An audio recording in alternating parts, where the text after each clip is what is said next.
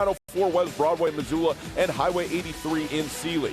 The mountains are full of snow, and Kurtz has all the best machines, apparel, and accessories to take full advantage of the season. Online at KurtzPolaris.com, the most fun you can have in snow. Kurtz Polaris, winter awaits. Offers valid in U.S. through 2/29/20 on new 2016 through 2020 vehicles. Subject to credit approval. Offers vary by model. See dealer for details. Always wear a helmet. Never drink and ride.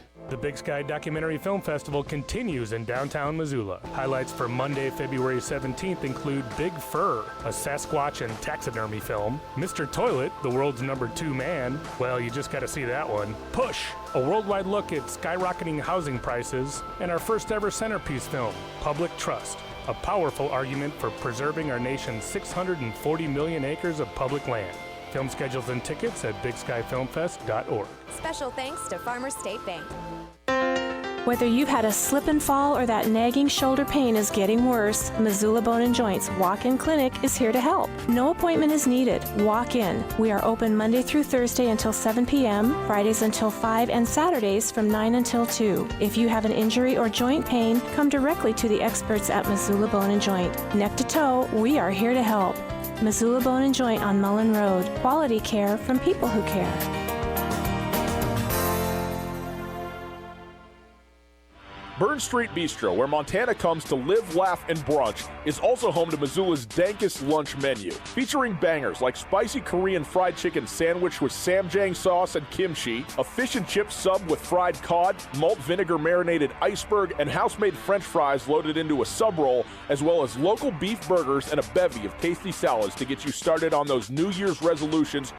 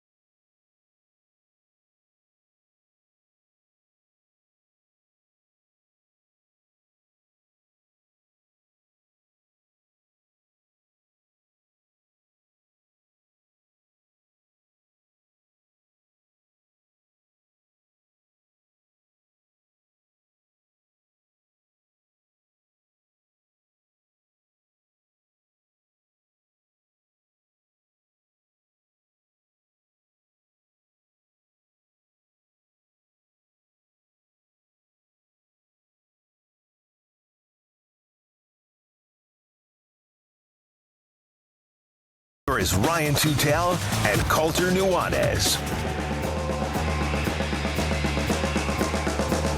Hello, Montana.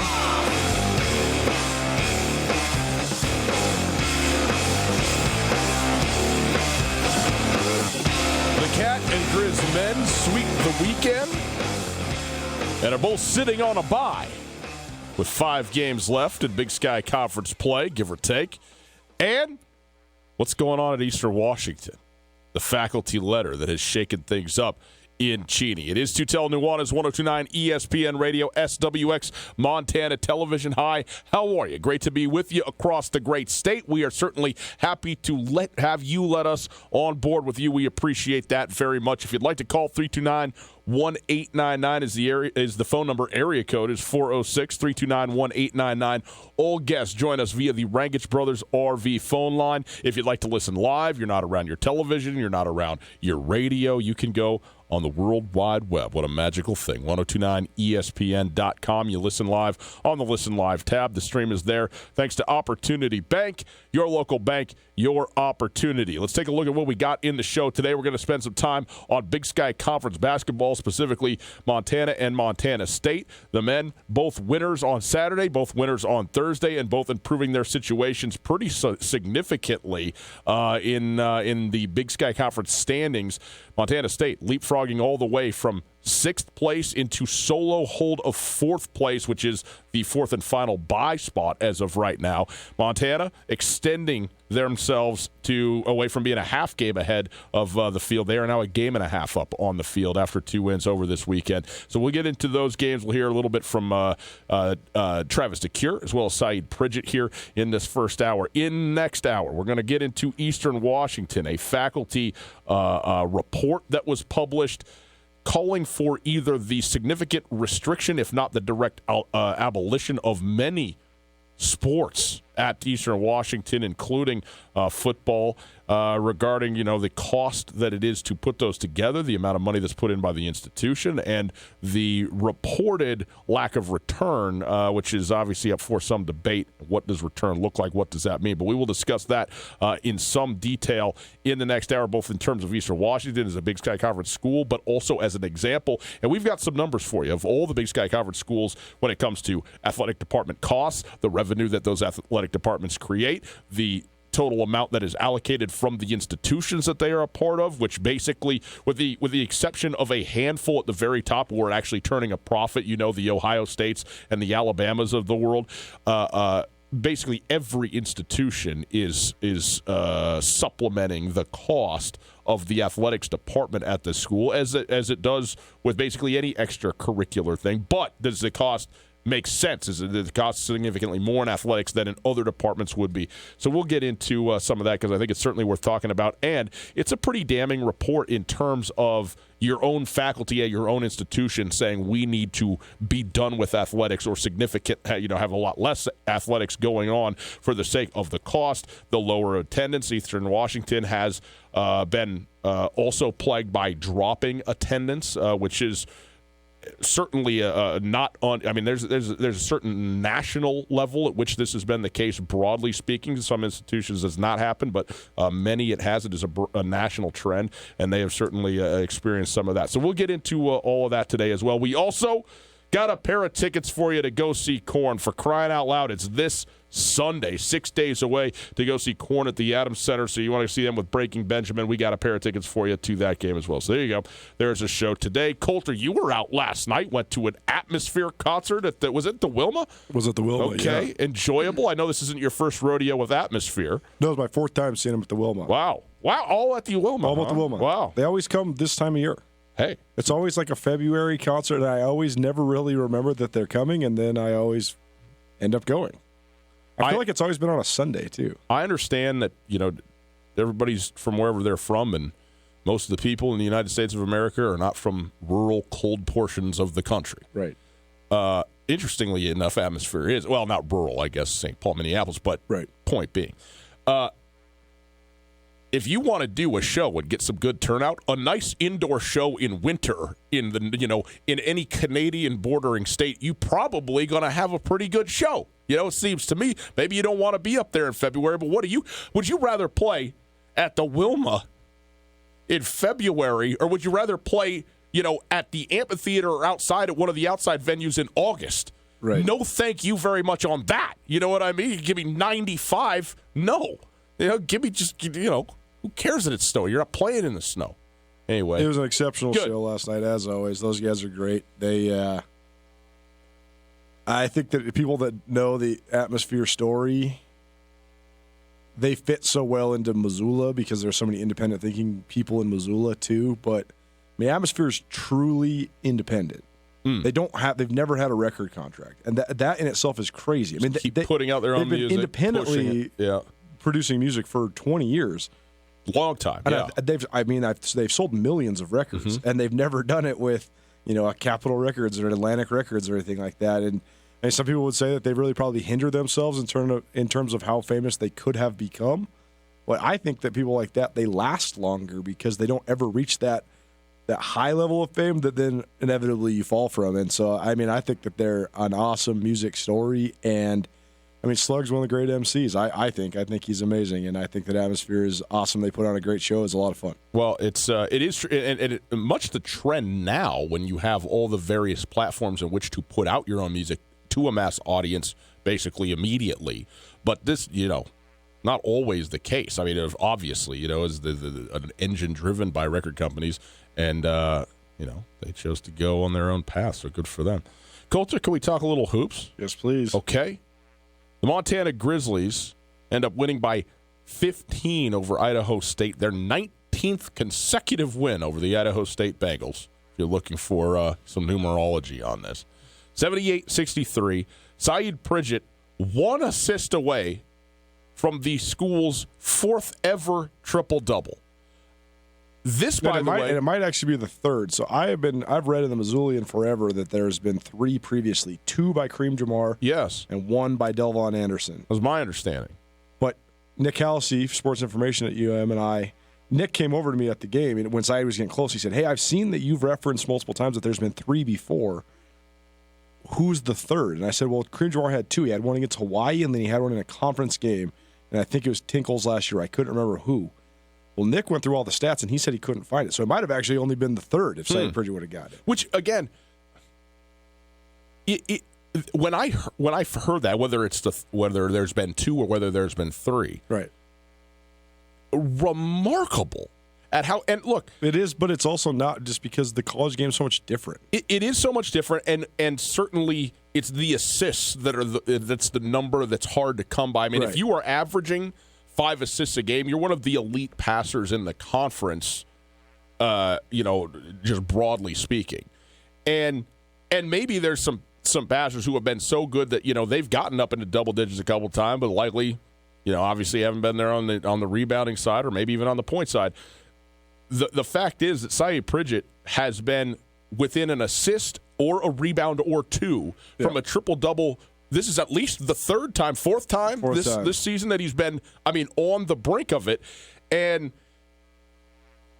it would be a cool thing, a feather in the cap, because it is so very rare that it happens. And yet also for him to have been, 1 digit away multiple times in a season already is a testament to what he's doing and the versatility with which he does it. And Coach DeCure, we'll speak to that here in a moment. We'll get to that a little bit in passing. He's not even talking about this explicitly. But I'll tell you what, we've talked about the most versatile player in the Big Sky Conference and that it's not close that he is that. And in terms of the offensive statistics and things like this, it's remarkable. And yet again, 24, 11, and 9 for Saeed Pridgett on Saturday night in what was not even really that close of a game in a 15-point victory for the Grizz. Yeah, it was a weird game like that because the Grizz never really were up by more than 8 or 10 until very late. Mm-hmm. Even though they shot 63% in the first half, they had 45 points at halftime. Saeed Pridgett was, I think he contributed on, count them up, I think 22 out of 30 points to close the first half. He had 7 assists at halftime. You mentioned how that was sort of surprising. We've watched dozens of triple-doubles in the NBA live on TV. We've watched Ryan Westbrook average a triple-double. Right. I think there's a lot of differences, though. First of all, there's so many more possessions than an NBA game. The NBA game's obviously longer. Yeah, right. But also, it's a lot easier to chase stats in the NBA, too. You really can just get the ball up court and say, shoot it, and get an assist. And I think that the assists are more liberally kept at the NBA level, too, in terms of stat keeping.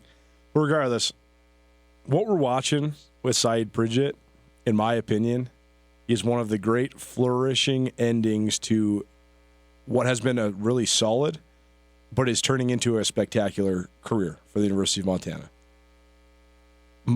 Saeed Pridgett's putting together a better senior season than all the guys that he played with the last couple of years. Right, and part of that is because he is essentially the guy. It all runs through him. Let's put it like that. He is. But to handle the pressure that he receives, both exterior pressure that's just in the aura of the sport, as well as the actual defensive pressure he receives in a game, he handles it better than anybody that I can remember the Grizz having. I was really thinking about this because he moved into 7th alone, in school history in scoring now. One of 8 guys with 1,500 points. He's got 1,555, I think, 59. More than Wayne Tinkle. I mean, he's getting close to some of the all-time greats. Kevin Criswell, I mean, obviously everybody in the top 10 is an all-time great, but he's getting close to Kevin Criswell and Andrew Strait. He's got an outside shot of Michael Ray Richardson. So that itself's cool, but also just to see the way he's evolved. I mean, he truly, you reach, he's going to teach. He has the answer no matter what you do. When teams go one-on-one, he gets buckets. He gets straight buckets. Michael Kozak, he scored 11 straight times on him in one-on-one coverage. Now, we're not talking getting to the free throw line, up and unders. No, this is straight up getting whatever shots he wants. I mean, he's putting on a clinic when it comes to post moves. Yeah. And then if you double him, he's such an exceptional passer. The other thing that has been so amazing to watch, the way he's turned the corner the last 6 to 8 games, has been when he grabs the rebound and then makes himself the point guard, and he looks like LeBron James light going down, and he's the one sparking transition. He becomes the point forward right off the jump. It's amazing. His Euro step in the lane is phenomenal. His covers a lot of ground his with that. Court vision is phenomenal. How willing of a passer he is phenomenal. To me, he's the MVP of the league by a long shot right now, and even with Jonah Radaba having a phenomenal senior year. But I just think that what Pridgett does, he honestly, the amount he has to handle mentally it's so amazing. It's way more than most of the great players the Grizz have ever had, because he's got to do everything. He's the main communicator defensively. He's the main leader on both sides, and he's the main facilitator offensively while also being the leading scorer. It's the amount that's on his plate and how he rises to the occasion and does it it's awesome. It's so fun to watch, because I mean, I was telling Sean Rainey, if you've known Saeed like we have the last couple of years, I think that this is one of the most pleasant surprises to the way that a career's ended, because he's always been an exceptionally talented individual player. I just didn't know how he was going to be able to handle all the stuff that comes with being the senior. Yeah. And he's done it better than I think anybody could have ever imagined. He has. And I mean, listen, we wanted to see, obviously, if you have a bunch of freshmen playing big minutes, how are they going to play? And to a person in particular, with Josh Vasquez and JCH, they have progressed hugely. I mean, you can see how good not that they're going to be, but even that they are right now in terms of their contributions here and now to this team winning. Well, and Josh Vasquez is absolutely the key to the entire thing, because when Pridgett goes to the post and he gets doubled, the backside skip pass is what's open. Yeah. Teams are not going to allow Kendall Manuel to catch that ball ever. Yeah. They're not going to let Manuel catch it. Right. So it's going to be Timmy Falls and Josh Vasquez that are shooting that shot. Forever, teams were laying off Josh Vasquez. Now that he's knocking down that shot, it makes the Grizz unguardable. It's a problem. So that group, their progression, obviously what Jared Samuelson has brought to the mix, the year 2 step that Mac Anderson has taken, and obviously Kendall Manuel really, asserting himself, especially on that offensive end. It's the whole group, but he is certainly the straw that stirs the drink, that being Saeed Pridgett. It's Tootell and Nuanez, 102.9 ESPN Radio. We'll hear a little bit from Travis DeCure. There's a couple questions in here, but the first question is about the 50-40. One good metric that Coach DeCure references from time to time is games where the Grizzlies go over 50% from the floor and hold their opponents to under 40% from the floor. So you have that disparity in both directions. Grizzlies 55+% in this game from the field and held Idaho State to just 39%. This is the second game in a row that they've done it. Granted, as Weber State without Jarek Harding, but nonetheless, it doesn't happen often where you're 10% or 15% better than your opponent in these two in the field goal percentage game. Just ask Coach why his team has been able to pull that off here recently. Offensive execution has been great. Playing through Saeed has been huge because he's a willing passer that can score. Teams have been loading up 2 guys on him, so we just go ahead and throw the ball in there anyway and then play out of that. And guys are making wide open shots. On the defensive end, I think the focus that we put in a week ago has carried over these last few games, and we hope it continues. But anytime that you can hold a team under 40% from the floor, you're probably going to shoot pretty well because you're in transition so much. When teams double Saeed, the skip pass to the corners seems to be the pass that's open. That seems to be Vasquez most often. Now that he's making shots, how tough does that make you guys to guard? Huge, because we've got other, the better defenders are on the other guys. Right. And Jared in the paint, Saeed's got post players, guards on him, and then Kendall is a tough cover. And so Josh and Timmy, they get left open quite a bit. And their ability to make wide open shots has been huge. And see, this is where Coach DeCure mentions exactly what you said, but his ability to score the ball, but being a scorer who's a willing and a capable passer. And you know, you talked about sort of carrying the load. To me, it's just about. I mean, he's just a great basketball player. You know who Saeed Pridgett. I don't know that he reminds me of this guy, but the closest guy I can think of for Grizzlies would be Kareem Jamar, because Kareem Jamar was like 6'5". But so he's a big guy, but he still played primarily on the perimeter, but he could go down and score at the hole as well. But not as a post player the way that Saeed Pridgett does it. And if you look at, even the last couple of years' teams with all that talent on those, every single one of those guys, we talk about positionless basketball, all those guys had positions that were definitive. You know where Jamar Okoye is going to be. You know Ahmad Rory's bringing the ball up the court, and that Michael Ogine is the 2, and that Bobby's going to sit there and look for the open shot. And all that's like all those roles were defined, but they were also defined positionally. Whereas to your point, you get a LeBron James light in terms of the ability to do it all in both directions, pretty much guard any position, and his ball handling is great, but just his instincts of basketball, of where to go, of where to be, of who's going to be where, and therefore be able to facilitate. I mean, that to me is what's so underrated when you talk about point guards, that you see the handle, you see the shot, but do you appreciate, are they good at manipulating the floor, so to speak? And Saeed Pridgett, he's not the point guard, but when he runs the point guard, he's great at that to me. And so, and he does it from the block too. Like when he gets it, he gets doubled. It's not just knowing, oh, here's where the second came from, I'm going to kick it out here. He'll hold that thing and wait for guys to move and expect them to slide and skip past it, like you said up top. So I mean, there's a bunch of stuff that he does that really makes things easy on his teammates, and he's been just fantastic. Who's better, him or Kareem Jabbar? I mean, he's more versatile. Which is crazy, because Kareem was a very versatile player. I mean, I don't know that I've seen how can you do more than everything? Totally. And the thing, so oftentimes we have exceptionally talented players at this level, especially like Kareem Jabbar was. Every once in a while, they'll give you what you know they can. They will go 28, 8, and 8. But so often, their versatility, they scratch the surface, but they don't give it all to you all the time. Saeed Pridgett is giving the Grizz, I mean, he's playing as well as you can play. That's a huge difference. Yeah. I always look at this picture when we're talking about the Grizz, because it has all these great players, including Saeed Pridgett on it.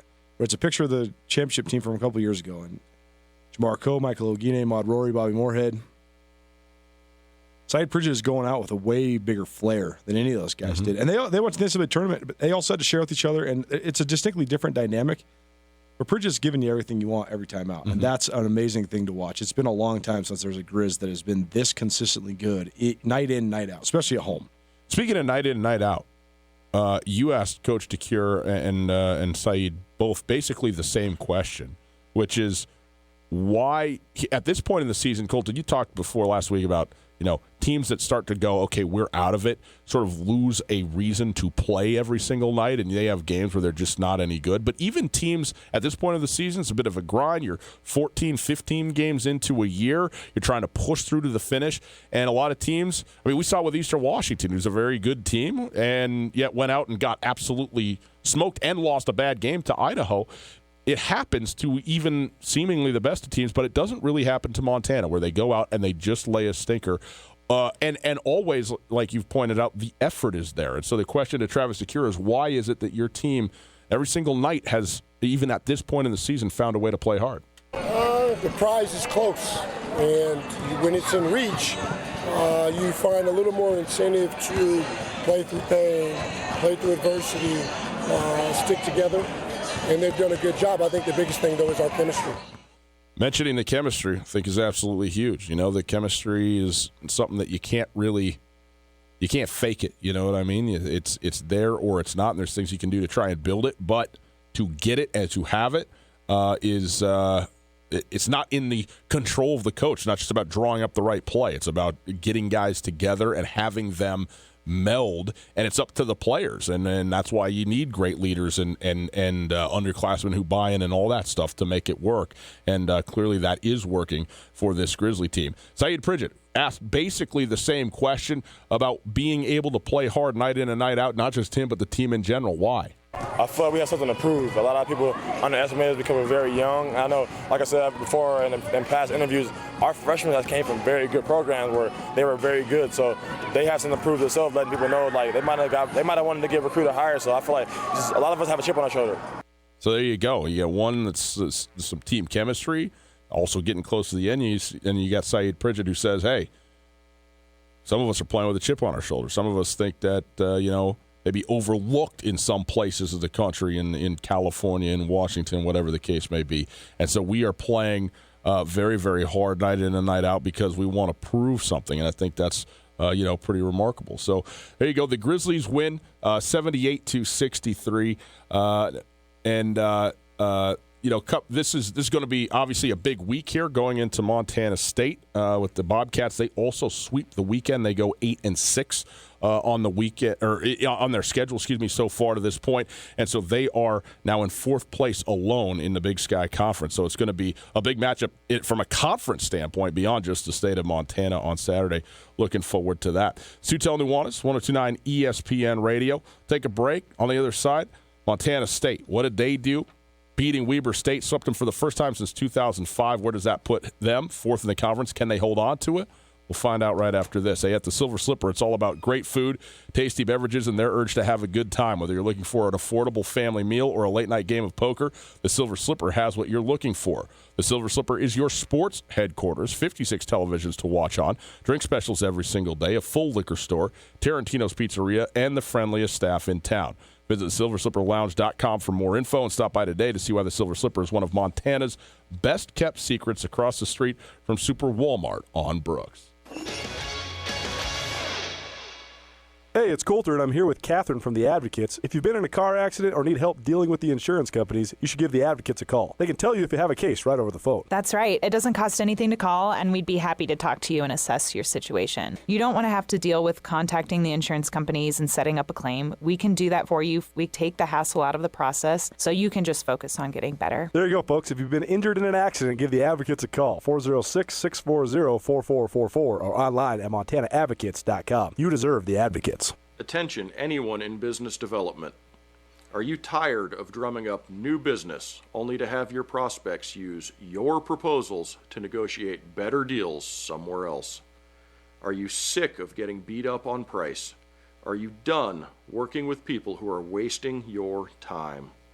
Would you like to make more money with less prospecting?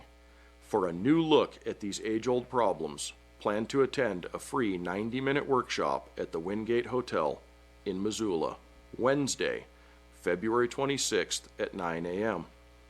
If you own or run a business with a team of salespeople, you'll want to attend this too. We'll discuss what separates top performers from everyone else. Stop wasting time and start making more money. Visit powersellingworkshop.com to register today. powersellingworkshop.com for new ways to handle old issues. powersellingworkshop.com. Hey guys, you ever heard of Magic Johnson? Rings a bell. One of the greatest basketball superstars of all time played for a man named Judd Heathcote at Michigan State. And guess what? Judd Heathcote started his career at the University of Montana. Coulter, did you know that 2 former University of Montana head coaches have been head coaches in the NBA and 1 on Team USA? Isn't that amazing? And that's why we've created Grizz Greats, the Coaching Tree podcast. Get it wherever you get your podcast. Just search Grizz Greats. It's a phenomenal and historic podcast series proudly presented by Blackfoot Communications and Berkshire Hathaway Real Estate.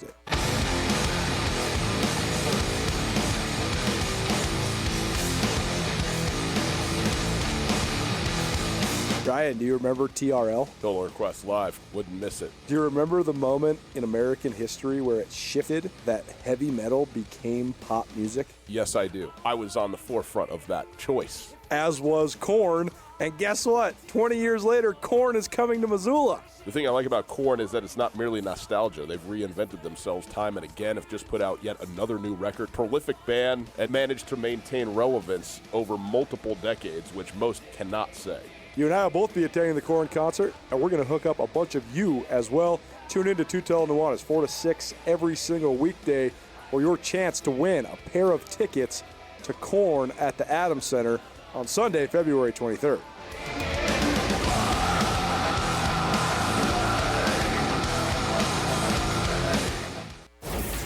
ESPN Missoula Sports Center. Good afternoon, Ryan Tootell, Colton Nuanez. Saturday, Big Sky Conference teams from the Treasure State went 3-1, including a sweep for Montana State and another win for first place Montana Grizzly men. In that game, Saeed Pridgett, Montana's do-it-all senior, led the Grizz from start to finish in a 78-63 win over Idaho State, which is UM's 19th win in a row over the Bengals. Pridgett finished the evening with 24 points, 11 rebounds, and 9 assists, one dime short of his third triple-double in Grizz history, of the third triple-double in Grizz history. The UM victory also moves Montana to 12-3 in Big Sky play, a game and a half ahead of Eastern Washington and Northern Colorado. The Montana State women won for the 9th straight time. The Bobcats put on a clinic offensively, scoring at will and scoring a season-high 102 points in a 102-67 victory at Weber State on Saturday. 5 MSU players finished in double-figure scoring, led by senior Oleana Squires, who scored a season-high 21 points. The MSU men completed a season sweep of Weber State for the first time since 2005 by posting a 77-63 win in Bozeman Saturday. The Bobcats ran a 1-3-1 defense in the second half that helped the hosts hold the visitors to 2 of 22 shooting from beyond the arc in the second stanza. And finally, Idaho State finished sweeping the Lady Grizz by posting a 72-59 win over Montana Pocatello. Those two teams now tied at 9-6 in Big Sky Conference play. This ESPN Missoula Sports Center is brought to you by Aspen Sound.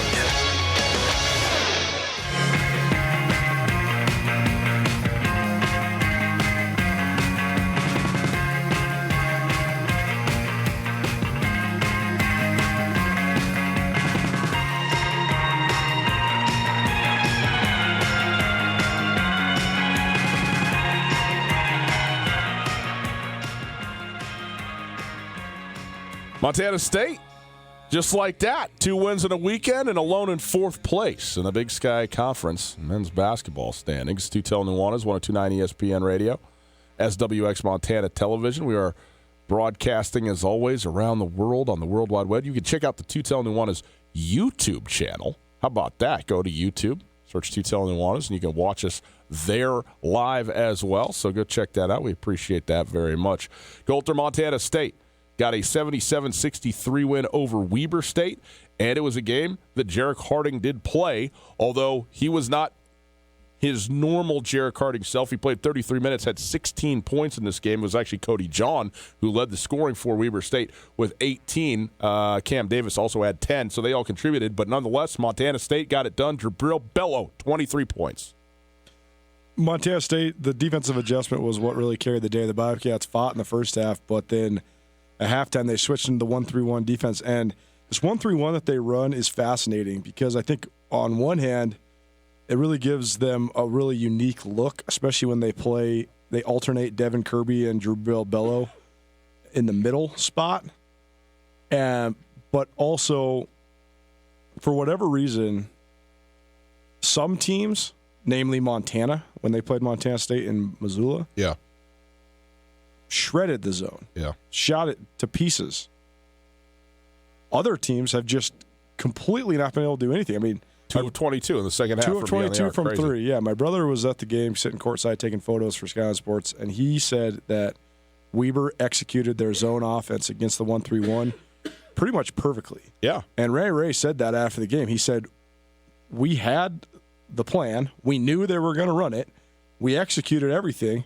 And we got wide open shots, and we just didn't make them.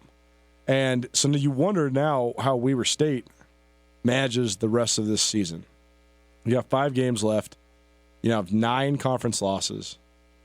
And Jarek Harding is nowhere close to 100%. And if you're going to have a chance to make any noise in the tournament, which, by the way, you and I have both been wrong about something that we've been saying.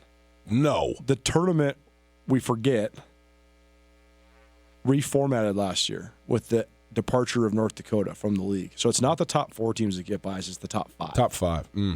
So that changes a lot of things, because getting to that 5th spot where everybody seems to be hovering, whether it's Northern Arizona, Southern Utah, Montana State, Portland State, and if Weber could put it together, Weber State, it's different than the 4th spot. It's going to take 1 or 2 less wins, which makes it more realistic for 1 or 2 more teams. We just wonder what Weber's going to do down the stretch. But the Cats, I was hard on the Cats last week, certainly. I thought that they had not looked good their last couple times out. I thought they looked horrible against Eastern Washington and Cheney. Well, because they did. They did. Yes. They shot 22%. It's, right. To watch a shooting team shoot that poorly is just gross to watch. But I'll give this team credit, a ton of credit. We talk about wanting to be playing still at this time of year or not, and a lot of teams not, and I think we saw that in some of the results, the inconsistencies of results in the league this last weekend, both Thursday and Saturday. Montana State absolutely wants to play right now, and they absolutely want to play with each other. And some people might say it's a little bit overblown or corny, but they celebrate like they won the freaking national championship after games. And they've been doing a great job of putting that on social media. And I'm not usually into that kind of stuff, but there's an authenticity to it. You can tell these guys really love Danny Sprinkle. And I also think that, let's be frank, the reason I've been hard on Montana State is I just really don't think they have that much talent. And yet they're alone in 4th place. I think they know that too.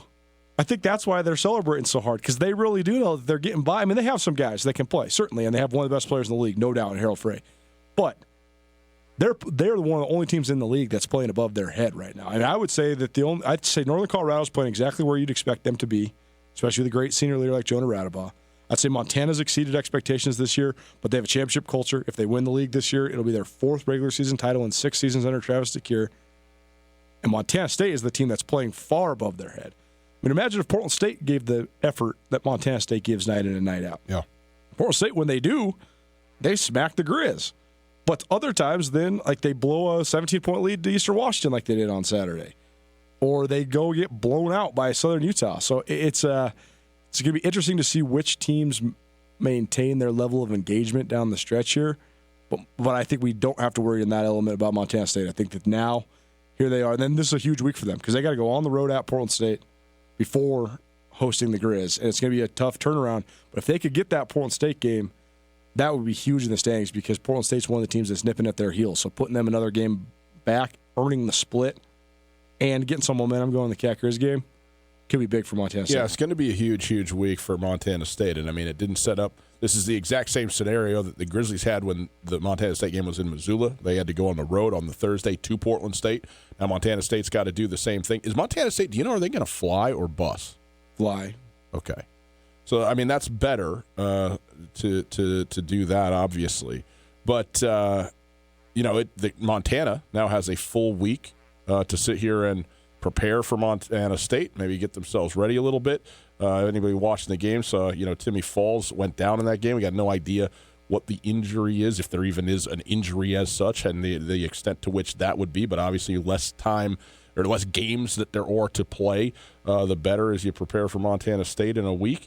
And Montana State, they did what they needed to do absolutely this weekend, Coulter. I mean, we even spoke with Danny Sprinkle, head coach of Montana State, last week and asked him, how big is this weekend, speaking about Idaho State and Weber State that was forthcoming at that time, given the fact that what you have after that is at Portland State and then Montana in Bozeman the next week. And at that time, you're 6-6. This is teams that they swept on the road. Idaho State is a game that you have to win, just period. Doesn't matter where, when. You got to beat Idaho State if to stay even, basically, with the pack, because that's what's happening right now. I think they've lost 10 in a row now, Idaho State, 9 or 10 in a row. Montana State did it, and then even with a fully, at least fully participatory, maybe not 100% health-wise Weber State team with Jarek Harding, they won, and they won handily. I mean, they won the thing by a point and sort of squeaked out, maybe stole a victory in Ogden. They didn't steal anything on Saturday in Bozeman. They handled their business against Weber State, and Weber State, took it on the chin going through the state of Montana this time around, and I'm sure that puts their season in a different light, because we thought this was a team heading into this weekend, Coulter, that might be coming for some teams. They were 6-7. Obviously a half game behind Montana State at that time. They go 0-2. They're 6-9, and they're all done but the shouting when it comes to trying to hunt down, a bye or something like that. They need to probably recircle, figure out what they want to do and just try and get as healthy as they can for tournament time. So congratulations to Montana State for doing that. And now, like you said, this Portland State game is just monstrous, right, for the Bobcats, because, first of all, Portland State's a pretty good team, and it's a team that Montana State already lost to. I think, wasn't it a 2-point game in Bozeman? 1 point Was game. it a 1-point game? Yeah, Harold Frey scored with 12 seconds to go, and then Boo Boo Woods scored with 2 seconds to go. And that's how the game ended, a 1-point thriller. So this is going to be a great game, and then have to turn around and play the Grizzlies. One good thing, I think, if you're Montana State is this. I mean, you always say, hey, we got to put everything we can into, the Thursday game and then just do what we can, turn around and play the Saturday game. When it is your rival, though, when it's Montana State, when it's Cat Grizz on the other side of that thing, getting up for and having the energy to play on the Saturday, even though you're traveling and got to travel all the way back, and even though Montana has, is going to have had the week off coming into that game, that should be there for you, right? I mean, the legs ultimately, I don't think should be any excuse. Not that anybody would make one, but I think that it actually benefits you if you have a tough travel, if you have to play when the other team doesn't, that you're playing a team that you're going to get up for anyway. So you could put everything into the Portland State game, and should, to try and win that thing, because you got to feel like the fuselage is going to fill up faster getting ready for that game on Saturday night. Definitely, and I mean, it's go time right now. Every single one of these games means a ton. Montana State plays more teams that are around them in the standings than anybody else in the league down the stretch. The Grizz are actually the one team that they're going to play here these last 5 games that aren't necessarily really around them, because they are, 4 games back of the Grizz? But then they still have to play Portland State, who's a game behind Montana State. They still have to play Southern Utah and NAU, which are both right there in the middle, and Northern Colorado. So it's still a tough remaining schedule for the Cats, to be sure. Yeah, it is, no doubt. But they're where they are now, and that's that's good. It's Tootell, Nuanez, 102.9 ESPN Radio. Want to let everybody know, too, tonight, Coulter and I going to continue on this very television station, SWX, and go visit Sean Rainey on SWX tonight. Going to hang out there, talk a little hoops this evening. So late night, 10:30 to 11. Every single night, SWX tonight does a great job doing everything for around the state. But Coulter and I are going to make an appearance over there tonight and talk some Big Sky Conference basketball here on Cat Grizz Week. So looking forward to that very much. Take a quick break. On the other side, 3 of the 35 4-time state champion wrestlers graduated in 2019. Were there any more this year who went 4 for 4? Well, maybe there were. State championship weekend this past weekend. We'll tell you all about it right after this. Hey, at the Silver Slipper, it's all about great food, tasty beverages, and their urge to have a good time. Whether you're looking for an affordable family meal or a late-night game of poker, the Silver Slipper has what you are looking for. The Silver Slipper is your sports headquarters, 56 TVs to watch sports on, drink specials every single day, a full liquor store, Tarantino's Pizzeria, and the friendliest staff in town. Visit thesilverslipperlounge.com for more info. Stop by today to see why the Silver Slipper is one of Montana's best-kept secrets, across the street from Super Walmart on Brooks. Have you been in an accident and have no idea what to do? I'm here with Catherine from the Advocates Injury Attorneys. Unfortunately, people are injured in accidents every day, and dealing with the insurance company can add even more pain to an already bad situation. That is where hiring the advocates can help. Let us guide you through the process and take on the hassles for you so you can just focus on getting better. If you've been injured in an accident, give the Advocates a call, 406-640-4444, or online at montanaadvocates.com. The Advocates are on your side. In Western Montana, we know shopping local matters, and you may think you'd pay more for the quality and customer service that comes with it, but not at Selway Armory. Selway Armory is locally owned with knowledgeable specialists that can answer your questions. In addition to the expertise, though, Selway Armory also has a bigger selection and lower prices than the box stores. When you're in the market for firearms and accessories, save money with the experts at Selway Armory. Selway Armory, 2825 Stockyard Road, Unit E6, and online at selwayarmory.com. Seafood lovers, it's time to get cracking at the Montana Club's annual Lobster Fest. Feast on one of our 19 mouth-watering lobster dishes, live Maine lobster, succulent lobster tail, and tantalizing one-of-a-kind lobster specialties. 3 big days, Thursday, Friday, and Saturday, March 5th through the 7th. It only happens once a year. Don't miss it. See the menu at montanaclub.com. The Montana Club's Lobster Fest on Brooks and North Reserve, Missoula.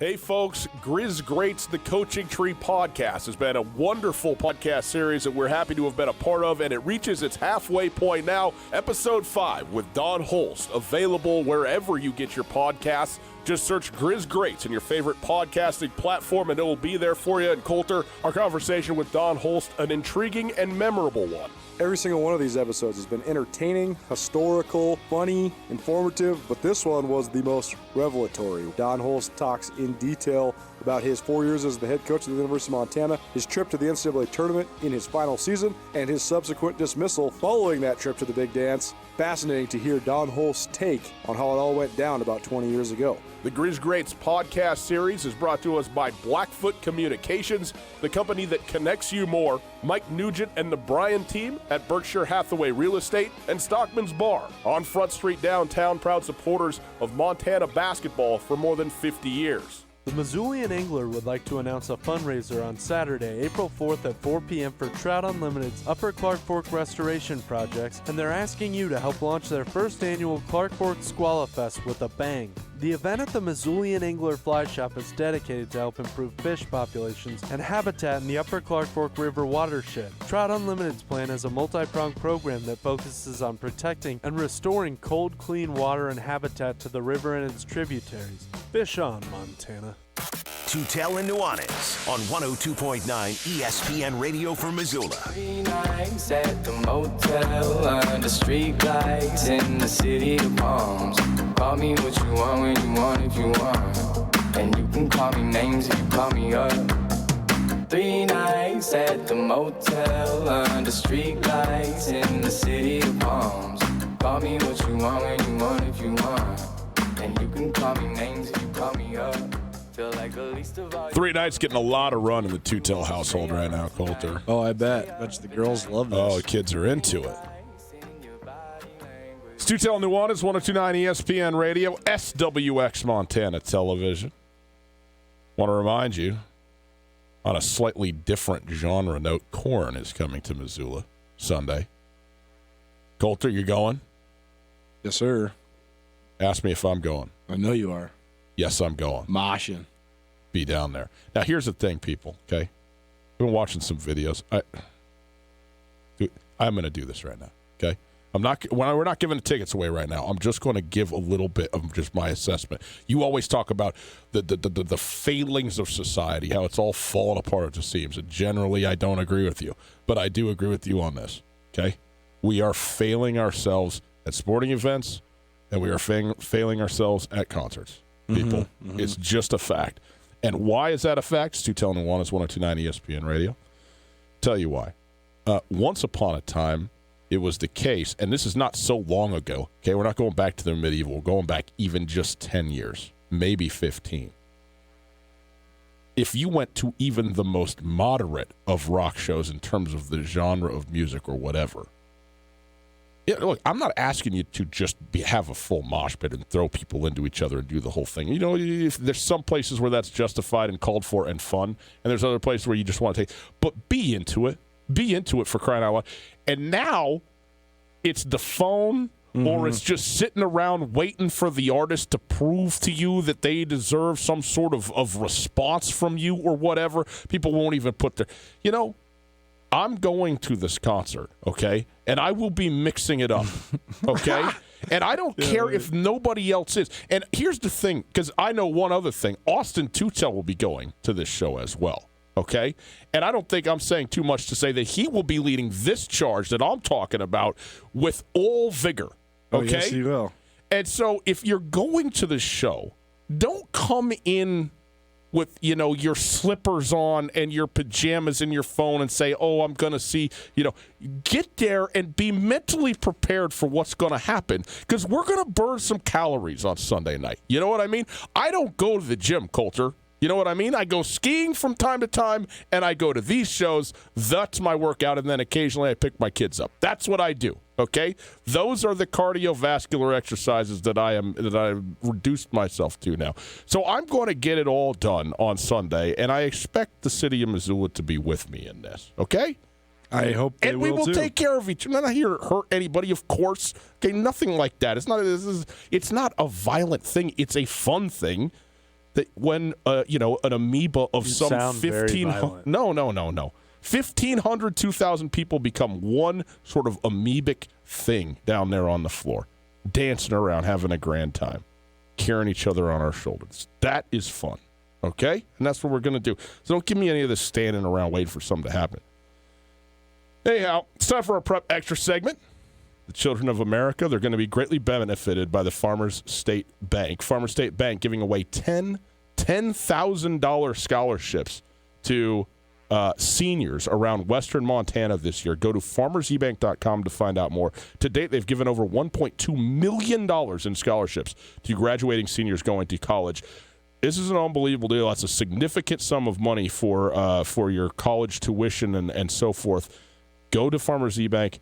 It's good till the 15th of next month, I believe, is when this runs through. So you got time is starting to close up, less than a month to go get this done. Coulter, our Prep Extra segment today, we wanted to talk a little bit about the state wrestling tournament that happened over the course of the weekend. Last year, there were 3 kids in the state who were all 4-time state champions from their freshman through their senior year. That then brought the total to 35 in the history of the state of Montana, which is remarkable. The 3 kids did it in the same year. I know there was more this year. Who were they? Leif Schroeder, Leif Schroeder became the 36th. He is a 138-pound wrestler for Bozeman High. First 4-time champion in Bozeman High, which Bozeman has a great wrestling program. Nate Lazlovich has been the head coach over there for a really long time. He's son of Mark Lazlovich. He used to own the Mo Club here in town. So Missoula ties there. But Leif Schroeder is an outstanding wrestler. He is going to the University of Iowa. He's one of the great wrestling prospects the state's produced in recent years. I mean, Iowa's big time, man. Iowa's top 20 program. And so to be going to Iowa. At least. Yeah, right. Yeah. I mean, they're awesome. They're in the mix every year. So, the other interesting part about the 4-timers is you look at these other guys who did it, and you see that they moved up in weight each year. And right. So last year, by the way, just to give everybody kind of the history of this, Jackson Courier of Colstrip went from 120 as a freshman to 138 as a junior and senior. Martin Wilkie from Havre, 120 as a freshman to 145 as a senior. And then Michael Weber of Forsyth went from 126 to 152. All 3 of those guys, straight state champions all 4 years. Remarkable that you had 3 in 1 year. But like you said, going from 120 to 145, 126 to 152, it's called growth. And Schroeder was more, he wrestled in a couple weight divisions, but not 4, just 2. So I think that's worth noting. The AA team race was a really exciting one. Thomas Walkup, who's a all-state offensive lineman for the Bozeman High's state championship football team. I actually thought that after watching this Bozeman in the semifinals against Missoula Sentinel as well as Butte in the state championship, I thought Walkup was borderline Division I. I thought he was if I was the Cats or the Grizz, I would have taken a chance on him as a walk-on. Is that because Walkup, as a walk-on, walks his DB back? It's not a DB. It's a dad joke, though. Defensive end, DE. He has a lot of mass, and he was the defending heavyweight champion at the Class AA level. But he got upset in the state title match, and that upset also then gave Great Falls High the team championship. So you have the last match of the meet between the big boys. Heavyweights, yep. And Walkup gets upset, and Great Falls High wins the team championship. So I think it was a thrilling double-A meet. A couple other notes. Sydney. It's so funny, some of the programs in Montana in various sports. It's like, Huntley Project won State B in volleyball again. Of course they did. They've won like 12 out of the last 15. Bozeman High won cross country. It's just a shoe-in. Some of these programs are just so dominant. Yeah. But Class A wrestling, that's Sydney. Sydney won. They sent 8 wrestlers to the finals. 8 to the finals. Wow. Finished with 340 team points, shattering the previous record of 310. Third consecutive state crown for the Eagles and 11th in the 34-year tenure under Coach Guy Melby. He said after the meet, we had 15 guys finish in the top 4, which is just unbelievable. And then to have 8 kids go to the finals, that stuff just doesn't happen. This is something I'll never forget, I'll tell you that. And that's coming from a guy who's done this for nearly 4 decades. Wow. So pretty impressive there. And then in Class BC, Glasgow Scotties, 13th team state championship. That's, I think, the most in the history of all classes wrestling team titles. They finished ahead of Huntley Project, and Huntley Project got a state championship from Journey Grimsrud, who's coming to play defensive line here at Montana. Right. Grimsrud earned it, but also got a little bit of he got a little good fortune. Trey Yates is the best wrestler in the state, period. Weight class, Leif Schroeder is the best wrestler in the state, pound for pound. Trey Yates is the best heavyweight, and he's among the best wrestlers in the state, period. He's a 2-time defending state champion at heavyweight, but he got bounced in the semifinals. And so he ended up wrestling back and got 3rd. But Grimsrud didn't have take on Yates. That would have been a classic match. Epic, right? You got Cat versus Grizz. You got a kid going for a 3-peat. And then, of course, you also have just the family ties, too, because Trey Yates is the younger brother of Tucker Yates, who, depending on which side of the rivalry you're on, famously or infamously punched the ball out on the goal line in the Cat Grizz game in 2018. So that would have been an awesome match to watch. But it's like I always say on the show, man, if I was one of these college football coaches, I would be sitting down there at that meet, and I would just be recruiting the hell out of the 205 and 285 divisions. Because if you are making a podium in Montana, you are so tough, and if you already have that size, man, sign them up. You can turn that kid into something. I can almost guarantee it. One other kid that we want to point out here, going to the basketball side. Now, Harlem beat Poplar in a game. It was senior night. It was the last game of the regular season for Harlem. 101-53. So they pounded Poplar in this game. And now I'm going to apologize in advance. I'm going to do my best here. But Brad Cichozzi? No idea. So somewhere in there. Cichozz, okay? Finished the regular season. Are you ready with this? 68 points he scored on Saturday, Coulter. He just broke the all-time scoring mark, all class. Okay? 65 points was the previous record held by Shane Larash of Green Point and Wally Doney. Both of them had that at different times. Doney of Pine Hills. Those were before 1988. So we've been, 35 years, 33 years, whatever it is, since the last time that somebody set the all-state scoring record. And here, I'll just call him Brad because we're friends. 68 points in a game. By the way, did it basically in 3 quarters. Had 66 points through 3 quarters in this basketball game. How? And then sat, for basically all the fourth quarter. Got one more bucket in there.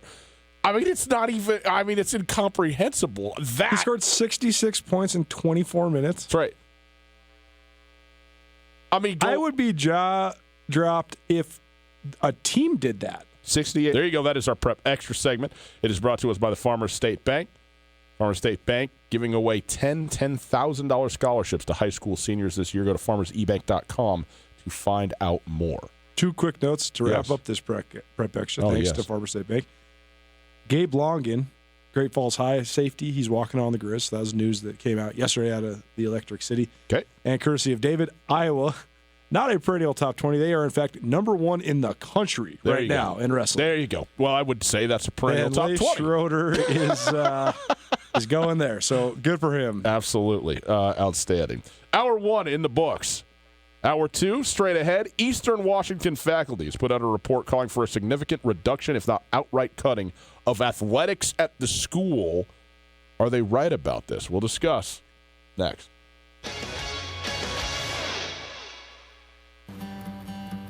Farmer State Bank is proud to share that our customer, Phillipsburg Brewing Company, has been crafting quality, handcrafted beer since 2012. Congratulations to Nolan and Kathy Smith and the entire team at Phillipsburg Brewing Company on their award-winning brews. The next time you see her, ask Kathy why she calls Farmer State Bank best bank ever. Farmer State Bank, helping businesses succeed since 1907. Member FDIC. This is Mike Nugent with Berkshire Hathaway Home Services. Berkshire Hathaway provides Western Montana with full-time real estate professionals for you whenever you need us. Our reputation as the state's most knowledgeable and available real estate group has helped build unmatched trust in the Garden City and statewide. If you have been thinking of making a real estate move in the short or long term, give me a call. No pressure, no expectations. Just professional opinions and service at whatever pace you are comfortable with. Give me, Mike Nugent, a call today, 531-1802. And remember, every question is good to ask. Hey, Gus, you ever heard of Magic Johnson? Rings a bell. One of the greatest basketball superstars of all time played for a man named Judd Heathcote at Michigan State. And guess what? Judd Heathcote started his career at the University of Montana. Coulter, did you know that 2 former University of Montana head coaches have been head coaches in the NBA and 1 on Team USA? Isn't that amazing? And that's why we've created Grizz Greats, the Coaching Tree podcast. Get it wherever you get your podcast. Just search Grizz Greats. It's a phenomenal and historic podcast series proudly presented by Blackfoot Communications and Berkshire Hathaway Real Estate. Everybody knows that high school sports generate suspense, excitement, and drama. They also generate higher grade point averages, stronger work habits, and greater self-esteem. Everybody knows that high school sports give us more value for our entertainment dollar. They also give us leaders committed to strengthening communities right here in Montana. The true value of playing sports in school can't be measured in wins and losses or dollars and cents. Studies show that participation in sports, along with other extracurricular activities, is one of the best ways to teach leadership, cooperation, accountability, and other invaluable life skills. Don't just stand on the sidelines. Encourage the young people you know to get in the game. When you do, you'll be helping them get ahead in life. High school sports, a winning part of a complete education. This message presented by the Montana High School Association and the Montana Interscholastic Athletic Administrators Association. If you are hurt or disabled, you may be entitled to benefits from an insurance company or Social Security. I'm Chris Helmer, an attorney at Clark Fork Law Offices. Our Missoula firm specializes in worker compensation, personal injury, and Social Security disability. There are many unknowns when injured or disabled. The other side is fighting hard. You should too. Call Clark Fork Law at 728-0168 for a free consultation or visit clarkforklaw.com. Again, 728-0168. ESPN Radio for Western Montana, KKVU HD3 Stevensville, and 102.9 FM on K275BS Missoula. ESPN Missoula Sports Center. Good afternoon. Ryan Tootell, Colton Nuanez, 102.9 ESPN Sports Center. You're lucky we're here. We should be skiing. Anyways, Saturday, Big Sky Conference teams from the Treasure State went 3-1, including a sweep for Montana State and another win for the first-place Grizzly men. For the Grizz, Saeed Pridgett, Montana's do-it-all senior, led Montana from start to finish in a 78-63 win over Idaho State, which is UM's 19th win in a row over the Bengals. Pridgett finished the evening with 24 points, 11 rebounds, and 9 assists, one dime short of the third triple-double in Grizz history. The UM victory moved the Grizzlies to 12-3 in Big Sky play, a game and a half ahead of Eastern Washington and Northern Colorado in the standings. Montana State women won for the 9th straight time. Bobcats moved to 13-1 in Big Sky Conference play by scoring a season-high 102 points in a 102-67 victory at Weber State on Saturday. 5 Bobcats finished in double-figure scoring, led by senior Oleana Squires, who scored a season-high 21. The MSU men completed a season sweep of Weber State for the first time since 2005, posting a 77-63 win in Bozeman. The Bobcats ran a 1-3-1 defense in the second half that helped the hosts hold the visitors to 2 of 22 shooting from beyond the arc in the second half. And finally, Idaho State completed their season sweep of the Lady Grizz by posting a 72-59 win over Montana in Pocatello. The two teams now tied 9-6 in league play. ESPN Sports Center is presented by Clark Fork Law.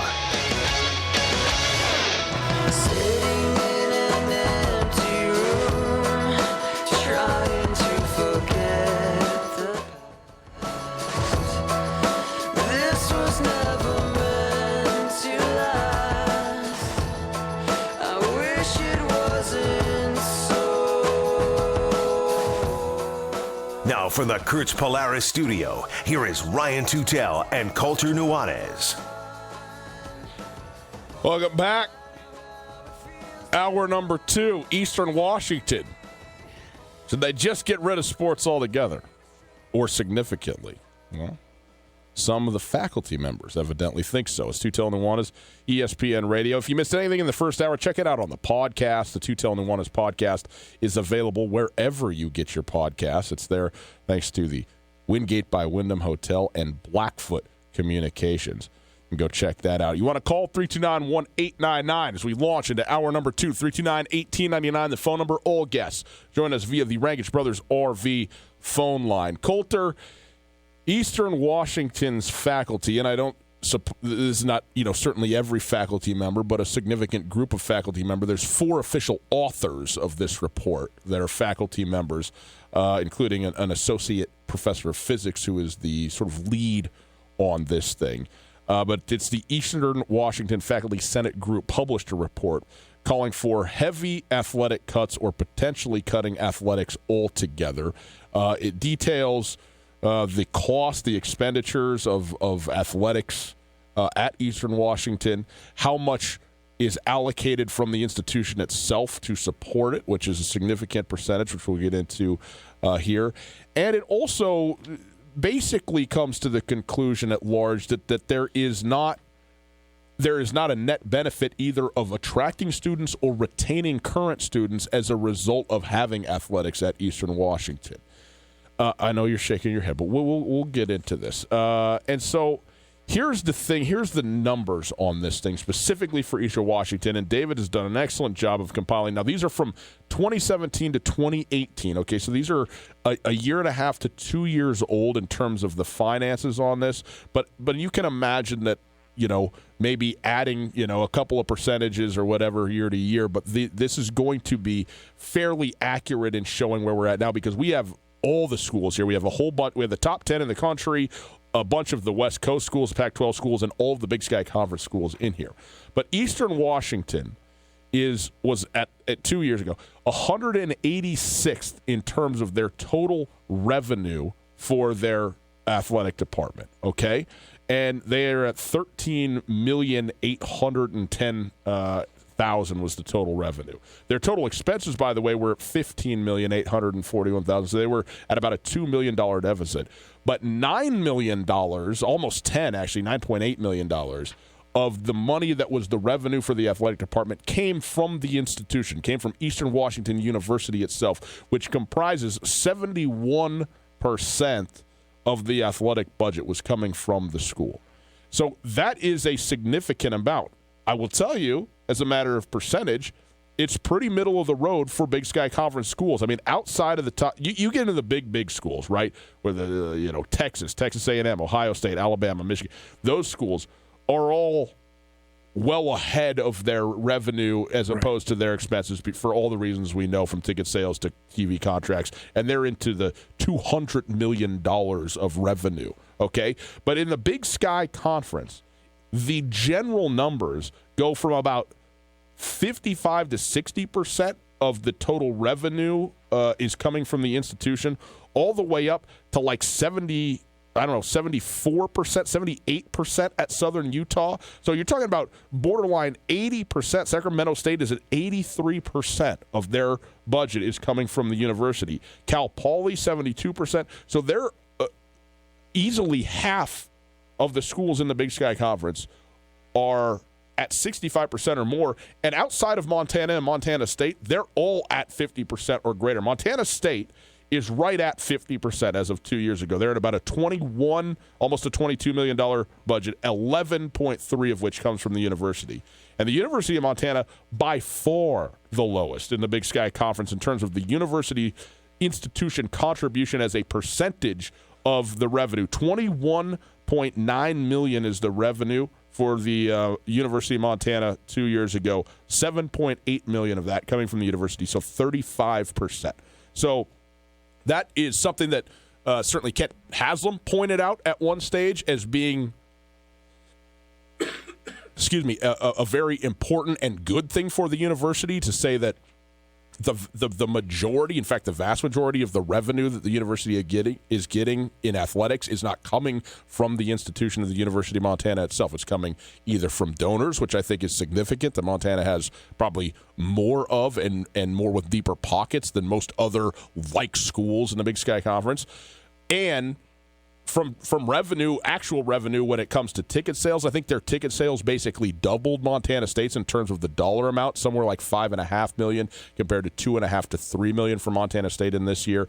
And also apparel. I mean, you're selling gear to a fan base that is a fan base beyond just sort of a student-based community, what have you. So those are the numbers on this. This report is a very in-depth report. It's like 35 to 40 pages long, going through all the specifics on this.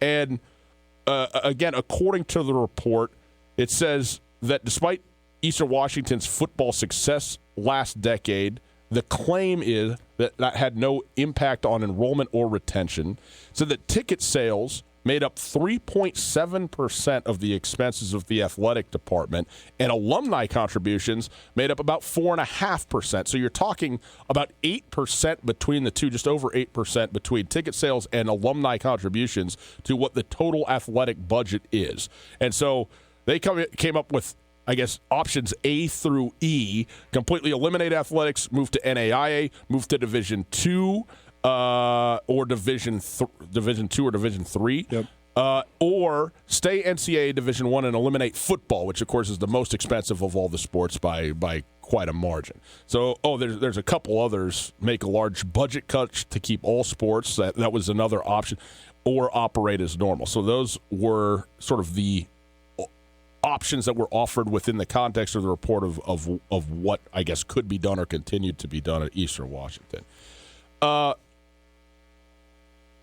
The claims, by the way, Lynn Hickey, who's the athletic department, athletic director there, obviously has controverted some of this stuff by saying, like, you can't simply just assert that there's no. I don't know what the numbers are, or to say that that sports or athletics has had no or limited help in either gaining students or retaining students. Her claim is one that you hear often. The athletics department is the front porch of the university. It's the place that gets you the most exposure. It's a way in for many, many students in terms of their first experience or learning or knowledge of a particular school is through the sports programs that are there, which is broadly speaking true across the board of athletics at schools in general. And also, she says, which I think is reasonable, how are you quantifying something like that, within the context of this report, which is, I have not read the full report, so I don't know what, how those derivations are made, but I understand where she's coming from on that. That said, 70% of the athletic department budget, $12 million a year or more, coming from the university, going to that when you are running a university, an academic institution. Where are you at on all this? Well, first of all, when I first read this report, and I read the whole thing, the 74% of the money being subsidized really stuck out to me, and I initially thought, man, that's got to be among the highest in all of college athletics. Mm-hmm. And then you realize that it's not even the highest in the Big Sky Conference. Right. It shows you just how much it takes to have football, particularly, and how often, even if you have success, if you don't have a fervent fan base, you're going to lose money. No doubt. You look at the teams that don't have 60% subsidies: Idaho, Montana, Montana State, North Dakota. Well, what do they all have in common? They're state schools in rural areas with fervent fans. Yeah. But I thought it was going to that was a really damning number to me initially, and then I realized that it's more along the lines of pretty common in the Big Sky. Yeah, I mean, they're very average in terms of the percent that the institution comes up with, and in terms of their total cost of the athletics at Eastern Washington, it's the second to the least in the Big Sky Conference. I mean, they're at $13 million. Cal Davis is at $37 million. Cal Poly at $30 million. So these schools are operating, the Montana schools right there between about $22 million each. So they're not quite half, but close to half of the Montana schools in terms of their total athletic budget. It's really amazing, too, when you talk about the Montana schools, because the student athletic fees in the Montana schools are not as high as at a lot of other places, as well as Montana State has a thriving student population right now, but Montana does not. Mm-hmm. So the fact that they're still been able to maintain this, and Montana has less subsidies than schools like San Diego State, percentage-wise. Mm-hmm. San Diego State, Colorado State, Utah State, Fresno State. Boise State's at 29%, so the Grizz are only about 7% shy of Boise State. Mm-hmm. Less subsidies than Wyoming. I mean, on down the line, Nevada. Some of these other Mountain West schools, that was very interesting to me as well. But as far as the numbers here for Eastern Washington, if they cut the entire athletic department, it would save them between $11 and $14 million a year. That in itself would just be so foolish, because the athletic department is one of your great marketing tools, period. It brings eyes to your school. How many times does somebody flip through the channels and they see Eastern Washington, and they see the red field, or they see whatever, and you just Google on your phone just for 1 second, oh, Eastern Washington, Cheney, interesting. That in itself is better marketing than almost any other form of marketing you can do, especially when you're a directional state school in a place like Cheney, Washington. $14 million is not worth it. It's worth spending $14 million to market your university through sports, in my opinion. You're also going to get, since it's a state school that's not Washington and Washington State, you're also going to get some fee waivers from the state from boosting minority population. Well, one of the easiest ways to boost minority population on campus is to have sports. And I think that's why both Eastern Washington and Central Washington have a much higher minority population than you'd maybe expect in places that are rural towns like Ellensburg and Cheney. The other thing is, if they were to go NAIA, that would save them between $7 and $12 million. If they were to go Division II, that'd save them between $5 and $7 million. If they went D2, they could play in the Great Northwest Athletic Conference. That would actually be a geographic fit that would be better for them, and they also could save a lot of money on travel. You'd have natural rivalries with Central Washington, Western Washington, and basketball, although Western Washington, they cut football 10 years ago, and it has not had the positive repercussions that they hoped. They saved the money on the bill, but their school's reputation, just in terms of a regional university, has taken a huge hit just because they just don't have. It's not as if Division II football is some powerhouse marketing tool, but it's a part of the student experience. And I think when you don't have football, if you had it and you take it away, it just looks bad for your school in general. Once upon a time, Eastern Montana College, which is now Montana State Billings, had football. They cut football. A lot of people point to the surge under Sonny Holland for Montana State, to the greatness of Sonny Holland, but also because of the influx of players that Montana State Billings sent to Montana State. Mm-hmm. They got a bunch of guys that were good players. Well, if Montana State Billings had never cut football, and they still had football in now what is by far the largest city in Montana, right? What would that look like? Mm-hmm. If they were in the Big Sky, how would that impact Montana and Montana State? It would dilute it no matter what. Even if Montana State Billings was the third out of three and had no tradition close to Montana and Montana State, it would still impact. There would just be kids from Billings that just stayed home. Yeah, right. And I mean, and there would be kids from all over the state that would go there, and it would have an impact. But I think Montana State Billings, I mean, the Montana Football Hall of Fame that I'm on the board of directors for, that originated through a nonprofit organization called Big Huddle. And Big Huddle's initial goal was to bring football back at MSUB. We initially started doing the Montana Football Hall of Fame as a sort of fundraiser for Big Huddle. It kind of got a life of its own, and now we're getting 900 people at the banquet, and it's a self-sustaining nonprofit in its own right. But Big Huddle's still working to get that back because I think it would be essential. But the last point I want to make, you were mentioning about Lynn Hickey's comments. Go ahead. Tootell and Nuanez 129 ESPN Missoula, as well as statewide SWX Montana Television. This is a text from somebody that I won't name their name, but they work in higher education in the Big Sky Conference. They've been an administrator for a long time, and this is a lot of really good information here. Said in the latest U.S. News higher education rankings, Eastern Washington is tied for 62nd among regional universities in the West, behind such academic luminaries, sarcasm, as Western Washington, Long Beach State, San Jose State, Humboldt State, Cal State Northridge, Walla Walla University, and Sacramento State. It's tied. That was your Burn Street Bistro Burn of the Week. Thank you, Burn Street.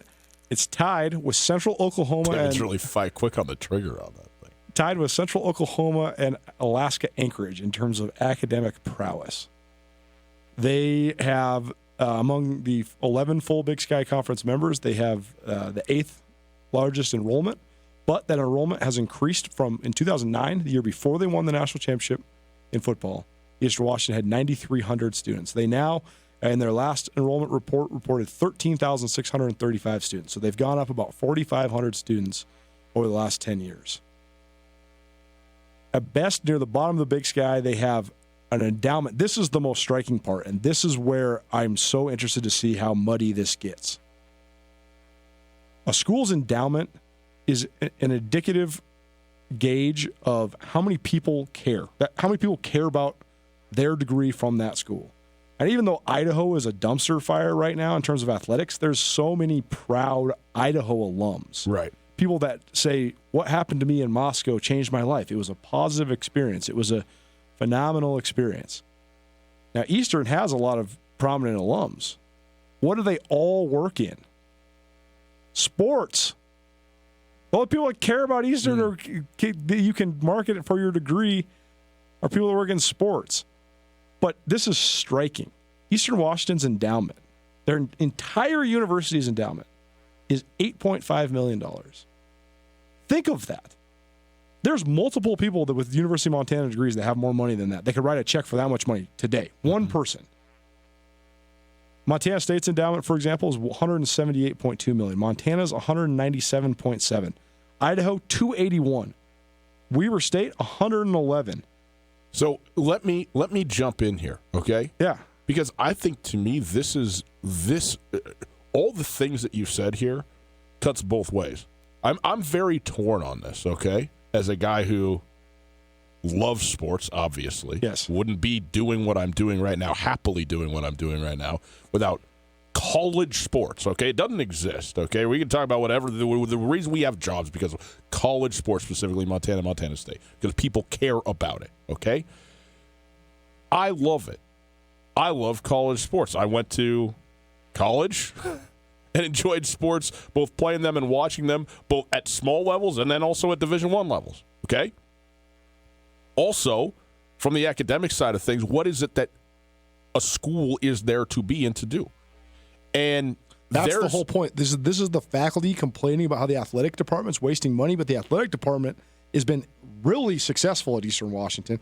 And even if they're getting a subsidy from the school, they've grown. They've gotten great publicity for the school, whereas the academics is what sucks. That's the whole point. This is the faculty members crying about money being spent on sports when they're the ones that need to pick up their part of the game. Yes. See, I'm not prepared to accept that because what I'm going to say to you is that if a university that has an $8-something million endowment, which is a pittance compared to its peers, had $12 million more dollars with which to invest into the academic. This isn't saving quote unquote money like you've overrun your credit card and now you can't pay this anymore. This is having funds that you have at your university and where are you going to allocate them?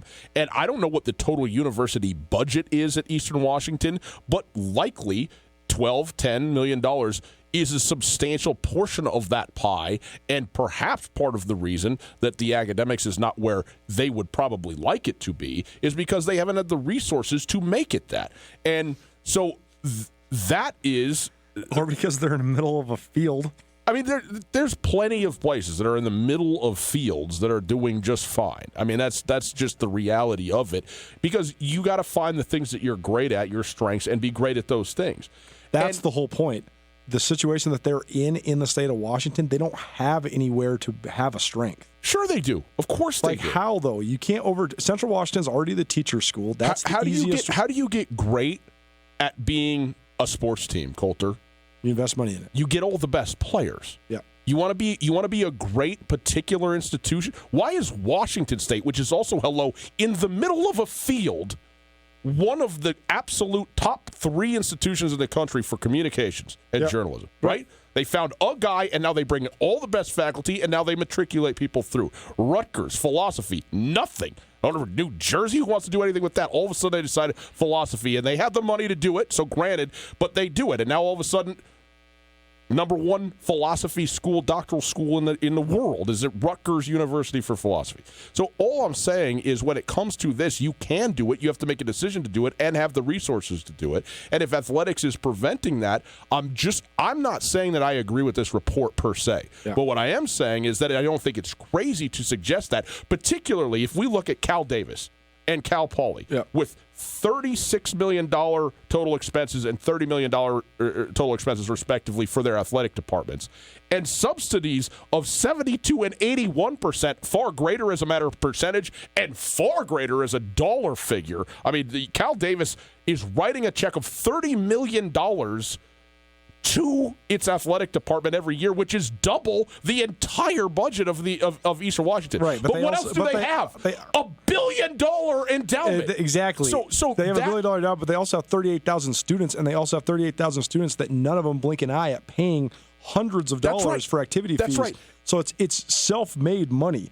That's the issue. And that's why it's okay for them to do that, and why at Eastern, even though it's far less, both in percentage and in total amount, it's a far bigger, quote-unquote, burden, whether it's the students or the institution itself, because of that very thing. So in that respect, there at Eastern, I understand this in that respect. I really do. There were some pretty inflammatory lines in this report. There were. One, the faculty is pushing to cut football, and the report calls it a moral choice. This is a choice that would anger a few vocal fans, but would show Eastern as standing up for the principles we publicly endorse. That we are here to help our students learn and successfully launch careers. We are not here to have them trade brain damage for a reduced cost education. That line set Twitter on fire. Mm-hmm. The Eastern Washington football players were going crazy over this line, saying, I'm here for the brain damage. I didn't come, it's the old Cardell Jones line, right? I didn't come to Ohio State to play school. Right. I came here to play football. Right. Like some of the running backs at Eastern Washington were tweeting with the signature, sincerely, your latest brain-damaged athlete. Right. Talk about how, like, this is the opportunity that they need to get out of the situation that they come from. And that I think the biggest disservice that the report does to itself is not being what I would call academically objective. I mean, of course, if you're going to do this whole thing and come to a conclusion, it's going to have a point to it. Right. But to put it in those terms in that way, as if that's just accepted as what's going on here, some sort of physical transaction for the sake of some temporal fame and a reduced cost to your education. I mean, just no, like that's just not the case. Right. And so and that undercuts what should be the group of people that is standing on the substance of the numbers and of the of the research and all of that kind of stuff. So I think that probably was not very well done by them in that respect. I do think, though, that the United States is very unique in so very many ways, but also particularly, they're the only place on earth that has college athletics that are anything whatsoever.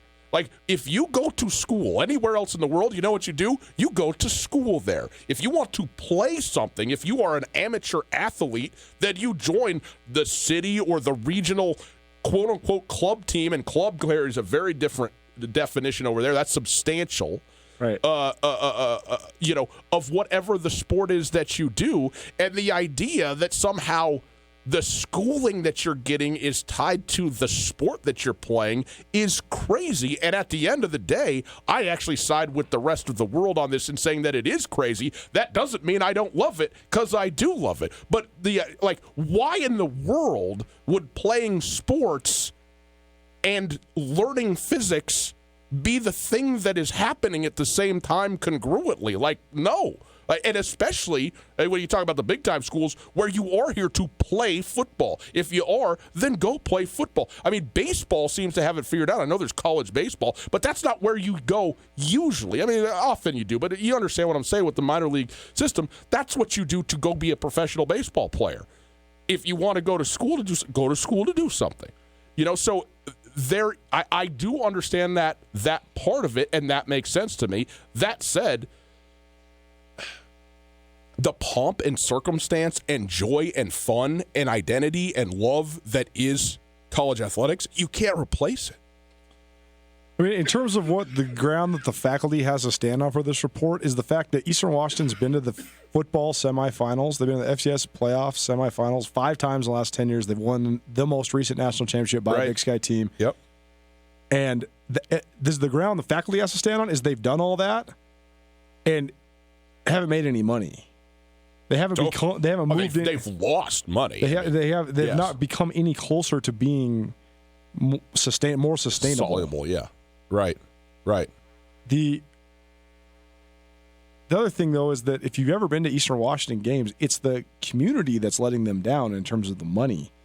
Because actually, Eastern Washington, I would argue, the last 3 years, Montana State's marketing department has been on fire. They've been great, and they've revitalized the student section at both Bobcat Stadium and Brick Breeden Fieldhouse. But Eastern Washington has the best student sections in the league. Their basketball student section is tremendous. They come in, they have full printouts talking about every single guy. Like the joke about Timmy Falls skipping leg day for his whole life was just hilarious. Yeah. And they have guys chanting in unison. I mean, it's very organized, even though they're only averaging about 1,800 fans a game. But the students are coming out. So it's the people in the community that need to support more. So the faculty does have ground to stand on there. On the other side of this, though, I think the number one point we have to make is this is not an action that's being considered by anybody that can actually make an action. The president has received this report, but there's been no steps taken towards either way. This is faculty crying a bucket of tears. That's what it is. Well, no. I disagree with your characterization of that. Well, it doesn't matter. When it's a faculty doing it, it does have something. It's right, but they're doing it because they want the athletic department to be a part of the budget cuts. But when in reality, the academic portion of Eastern Washington needs to get better if they don't want to have budget cuts. And I agree with you, getting better could have to do with the money. But Eastern Washington's athletic department came out and said, this is not under consideration whatsoever. And until the president's office tells us otherwise, we are not even going to pay attention to the fact that this has even been in the news.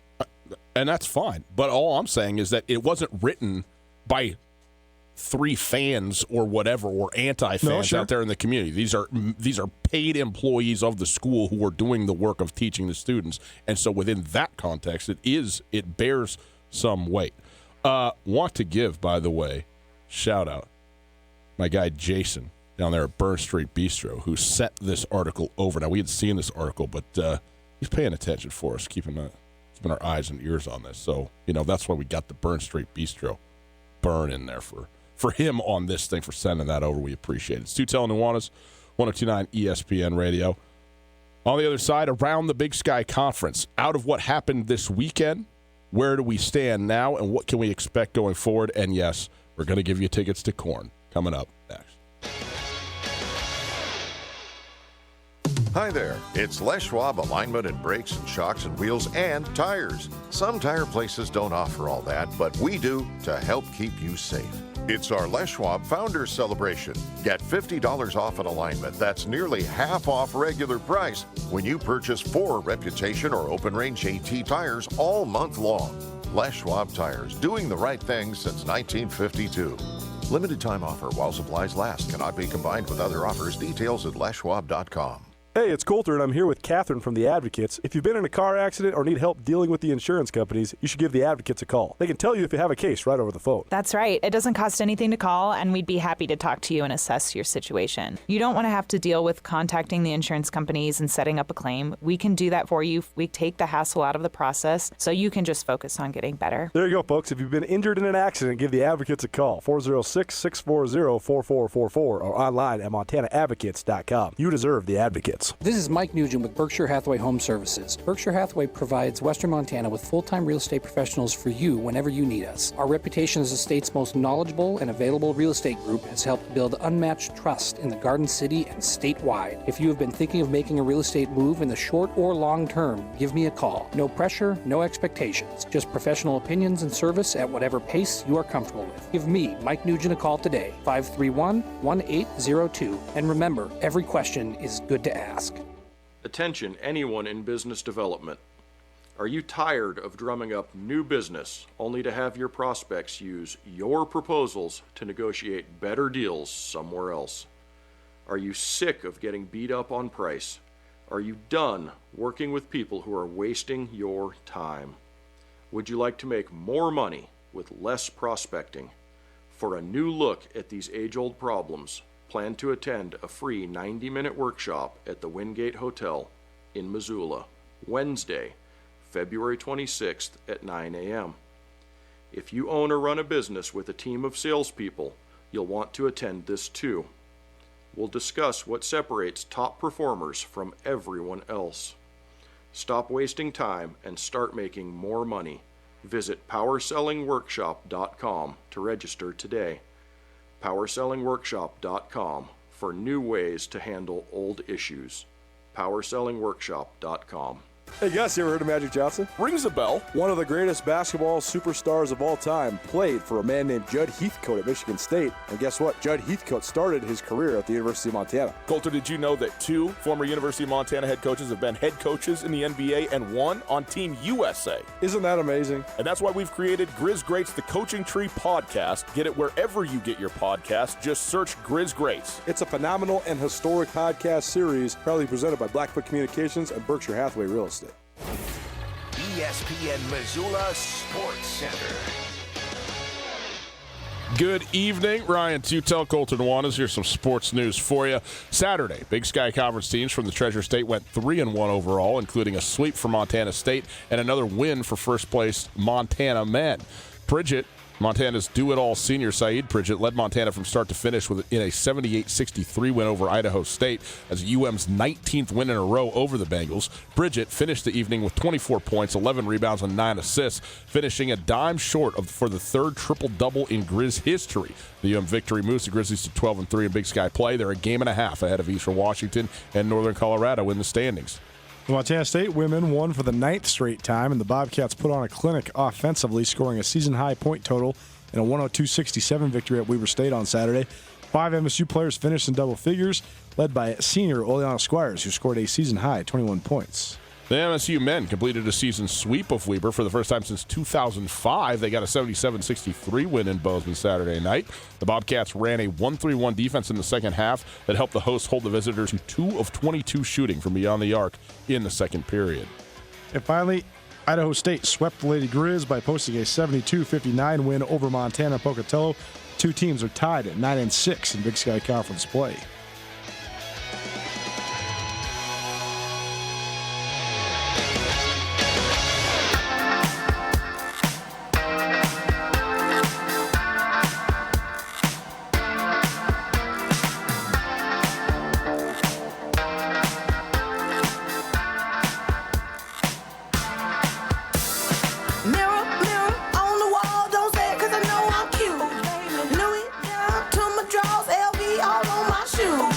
Welcome back. Tootell Nuanez, 102.9 ESPN Radio, SWX Montana Television.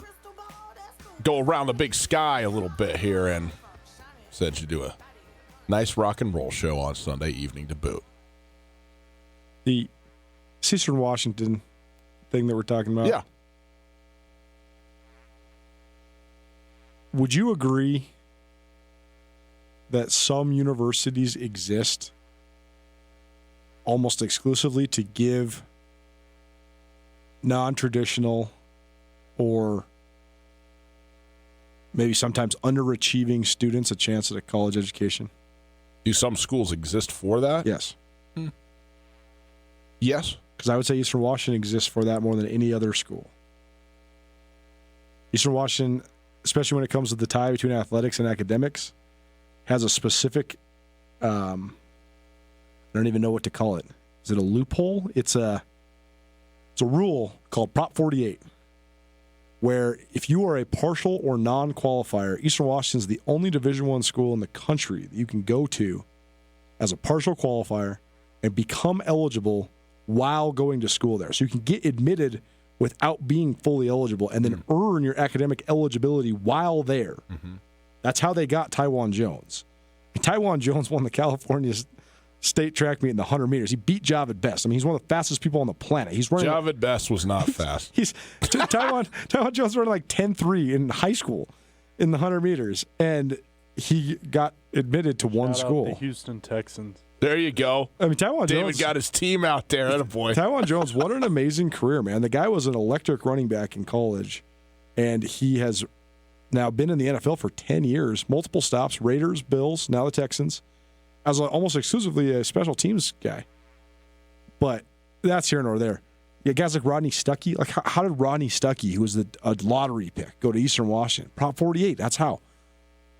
But to me, I think that that's good that there are schools like that exist, because I think that there are some kids that come from disadvantaged backgrounds or that don't get good public education all the way through high school, but then maybe can get it themselves right and earn a degree that helps them out in their lives, whether they're playing sports or not.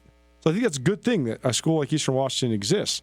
That said, they need to accept what they are. If the budget cuts are happening, it's because you're not thriving as a college. And to say that one of the great marketing tools your college has, cutting that is going to help, I agree. You can reallot the money, but what's going to happen to your enrollment? That's the great unknown, right? You just don't know what's going to happen. I mean, I don't think it's an unknown, though. I think that even if we don't have hard statistical data, it's pretty tried and true that sports is good for the overall exposure of your university.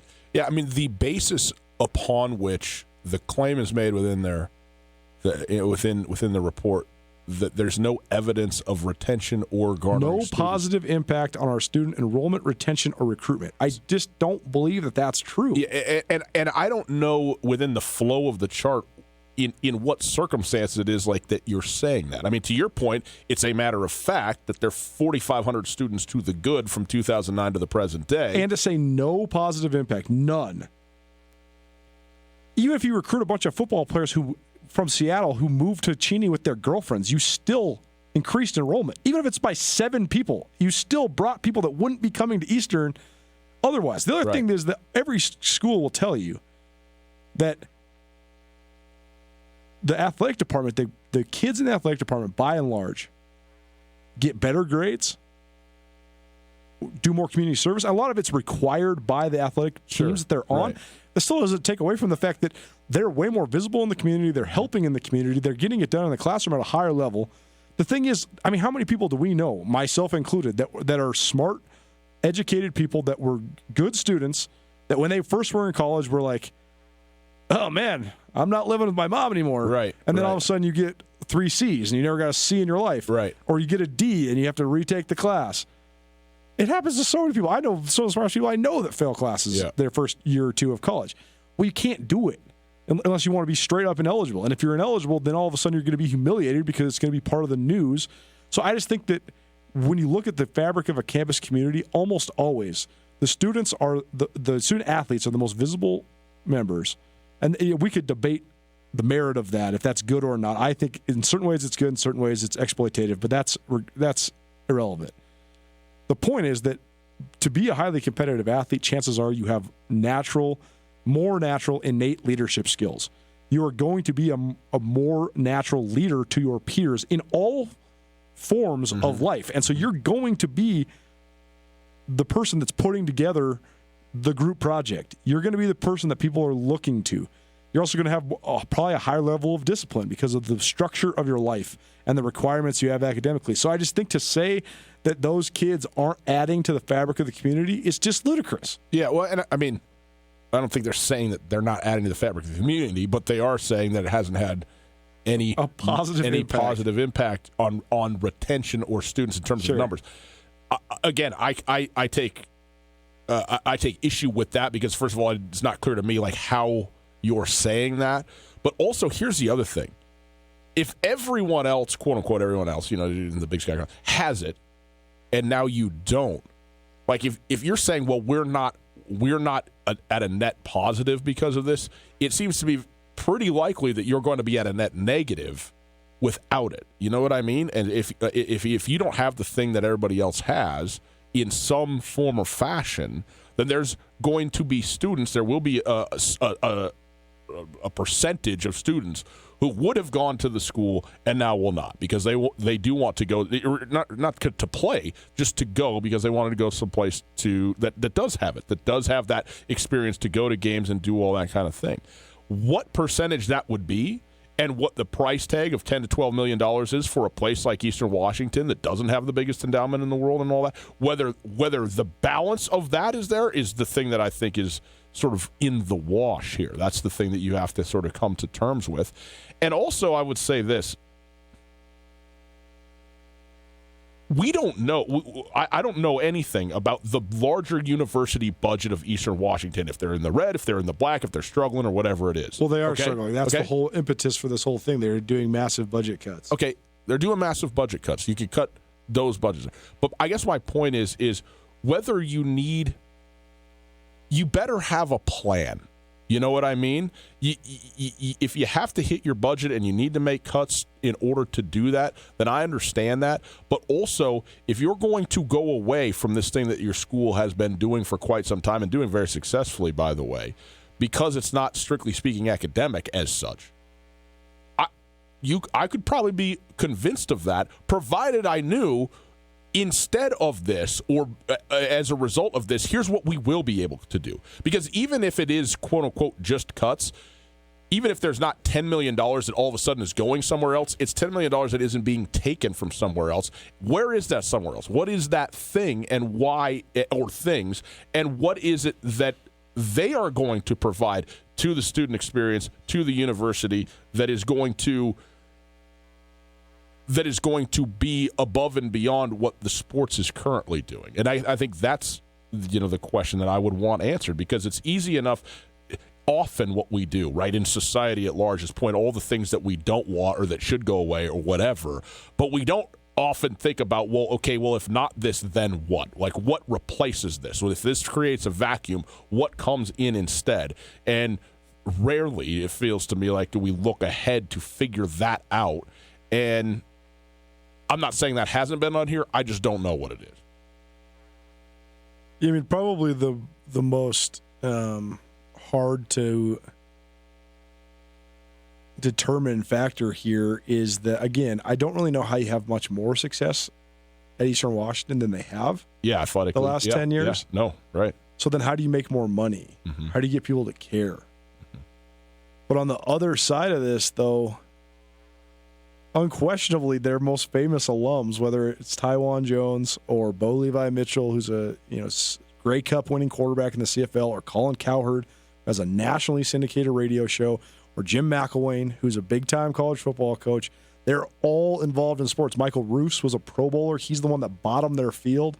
That's the thing. I would be so interested if this actually gained traction and the president was actually considering some of these ideas from the faculty. That's where I would be so fascinated, is how do all the ex-athletes rally? The other thing that I couldn't find on this, Coulter, is how many of the faculty are behind this. I mean, when it comes to the faculty, it matters, no doubt. But there's 4 people with their names on the front of this as authors, that are faculty members. But if this has been signed at the bottom by a significant percentage of the whole, that is really a big, big deal, as opposed to, it's just these 4 guys and nobody else is advocating for this as such in a formal way. So that I don't normally seems like these things get produced and then get passed around and then have and here are all of the faculty members or whatever that have agreed with in principle with the findings of this report or something like that. That I don't know, and that would be, also worth knowing. So there's a lot we know, there's a lot we don't on something like this. It's Tootell Nuanez, 102.9 ESPN Radio. We're going to go around the Big Sky Conference in the next segment, which will also be the final segment. We'll do it right after this. And what is this? This is hooking you up, boys and girls. You ready? You want to go see Breaking Benjamin open up and Korn close it down on Sunday at the Adams Center? We got 2 tickets for you right now. 329-1899 Korn, Sunday night, Dahlberg Arena in Missoula, Montana. 329-1899. Give us a call. We got a pair of tickets for you right now. 329-1899 to go see Korn and Breaking Benjamin. You're welcome. Yes, we will see you there. Hey, the Polaris New Year's sales event is on, and now is the time to find your perfect ride at Kurtz Polaris with financing as low as 3.99% APR for 36 months and savings of up to $3,500. Kurtz Polaris at 2904 West Broadway in Missoula and on Highway 83 in Sealy. The mountains are full of snow, and Kurtz has all the best machines, apparel, and accessories to take full advantage of the season. Online at KurtzPolaris.com, the most fun you can have in snow.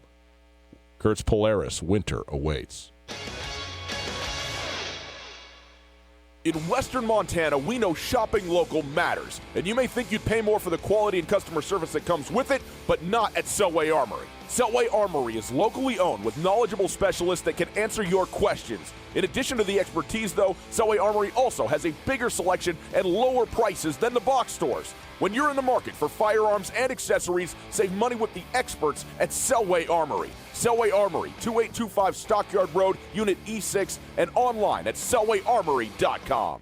Matcha is a versatile green tea chock full of health benefits. Here at Florence Coffee, our high-quality matcha is full of antioxidants, fiber, and chlorophyll, while providing rich, smooth flavor to any matcha drink. Whether you order your matcha hot, iced, or blended, it'll taste great and give your body the boost it needs. Come to any Florence Coffee location or go to FlorenceCoffeeCo.com.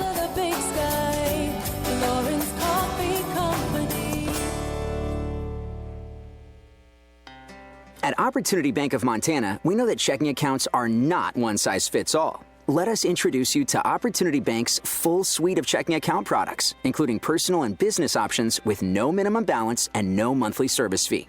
Or if earning cash back suits you, Opportunity Reward Checking may be the perfect fit. Need to earn interest? We have those options too. Call or come into Opportunity Bank for a checking account that fits you. Opportunity Bank of Montana, serving Montanans since 1922. Member FDIC.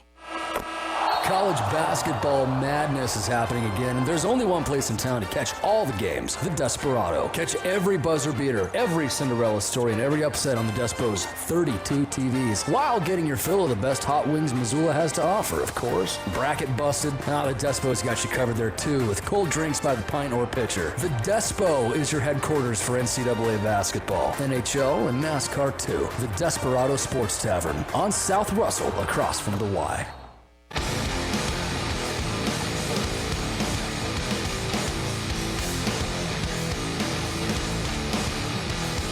Ryan, do you remember TRL? Total Request Live. Wouldn't miss it. Do you remember the moment in American history where it shifted, that heavy metal became pop music? Yes, I do. I was on the forefront of that choice. As was Korn. And guess what? 20 years later, Korn is coming to Missoula. The thing I like about Korn is that it's not merely nostalgia. They've reinvented themselves time and again, have just put out yet another new record. Prolific band and managed to maintain relevance over multiple decades, which most cannot say. You and I will both be attending the Korn concert, and we're going to hook up a bunch of you as well. Tune in to Tootell Nuanez 4 to 6 every single weekday for your chance to win a pair of tickets to Korn at the Adams Center on Sunday, February 23rd.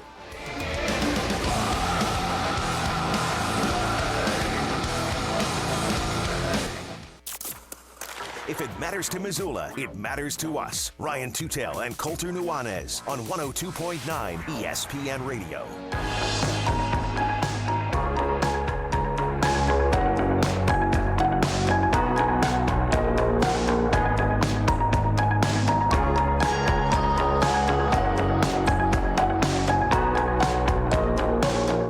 What's wrong? You've been asking, but I don't have an answer. How come I'm still thinking let's pretend Congratulations to Mark. Going to see Korn on Sunday. That's where you'll see us, not a day before. Man, we hook people up, man. Don't we? It's Tootell and Nuanez, 102.9 ESPN Radio, SWX Montana Television. It's us teaching the world to like what we like, right? That's right. Because half of these people I go down there like Dobie's Teriyaki. We gave away a gift card for a couple weeks there every day. It's because I love Dobie's Teriyaki. Mm-hmm. And I go in there all the time.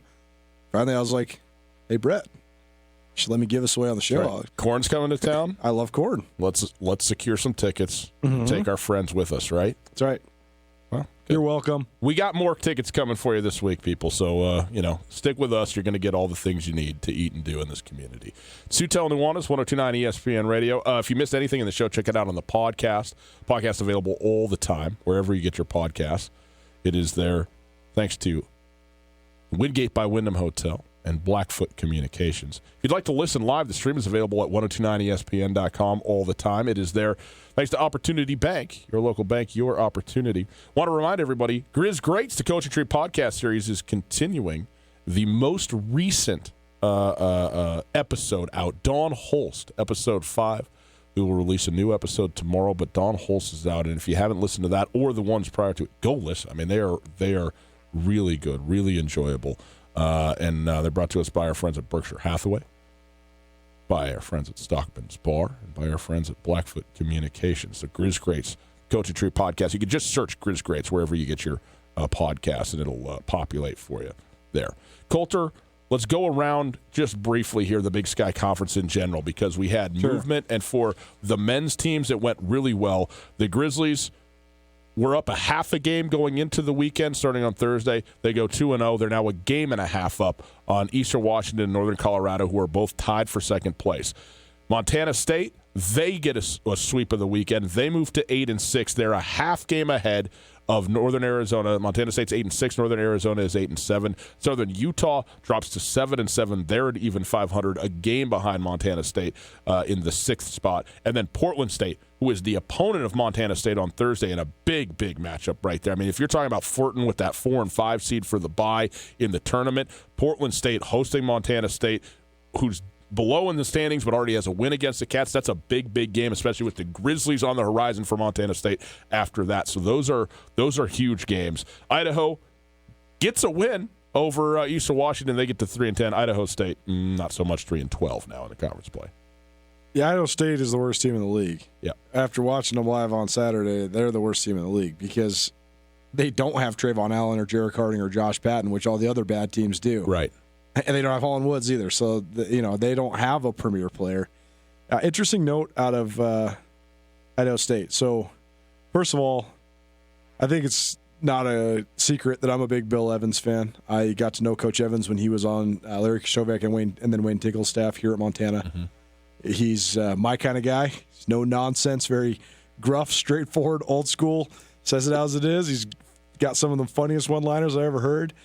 He's his own defense master, and Bill Evans was getting a little long in the tooth, and he was in a contract year this last year, and he told the administration at Idaho State, just give me a 1 or 2 year deal. I just want to finish it out with this group of guys. And they had a lot of talented juniors last year, from Jared Stutzman, who's still there, one of the only holdovers, to Brandon Boyd, who's an all-league guard, top reserve in the league 2 years ago. Gary Chavichian. They had a bunch of really good players. Not really good. They had a bunch of pretty good players. And like I always said, what is expectation? Besides, what is success? What is success? Exceeding expectations. Yeah. Every time you don't finish last at Idaho State, you exceeded expectations. You did. And Bill Evans had Idaho State as high as 4th. Yeah. And between 8th and 9th, but it was always a good game. It wasn't just a walkover. Anyways, they hired Ryan Looney in the offseason. Varying results, certainly. But one of the other guys who was in the mix was College of Idaho head coach Jared Fay. Looney then ended up hiring Fay, who didn't get the head coaching job, as his associate head coach. Well, in Bozeman Thursday, I heard a story of a dust-up on the bench, which was a screaming match between assistants and players. One assistant was ripping a player to shreds. That player and Coach Fay proceeded to leave the game and go to the locker room and never came back out. Friday, Faye was not on the bench. I was noticed that Idaho State was an assistant short Saturday. Then I started asking around. Well, it turned out he had driven back to Pocatello and basically left the team for the weekend. Well, today, he's put on administrative leave. He basically said it wasn't a good fit. Mutually decided that we're parting ways.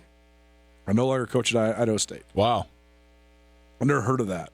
A guy basically mutually resigning while getting fired at the same time in the middle of the season. In the middle of a game. In the middle of a game, Yeah. basically. Right. So I think that not all is not well at Idaho State. I thought they actually played hard on Saturday night. They just don't have a lot of dudes. Yeah.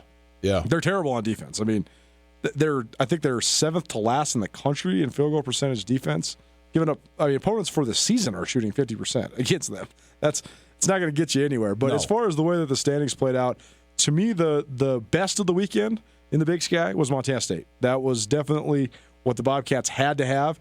And with what happened everywhere else around the middle of the standings, Montana State, they moved up a rung, right, which is huge. Right. The worst in the league, Southern Utah.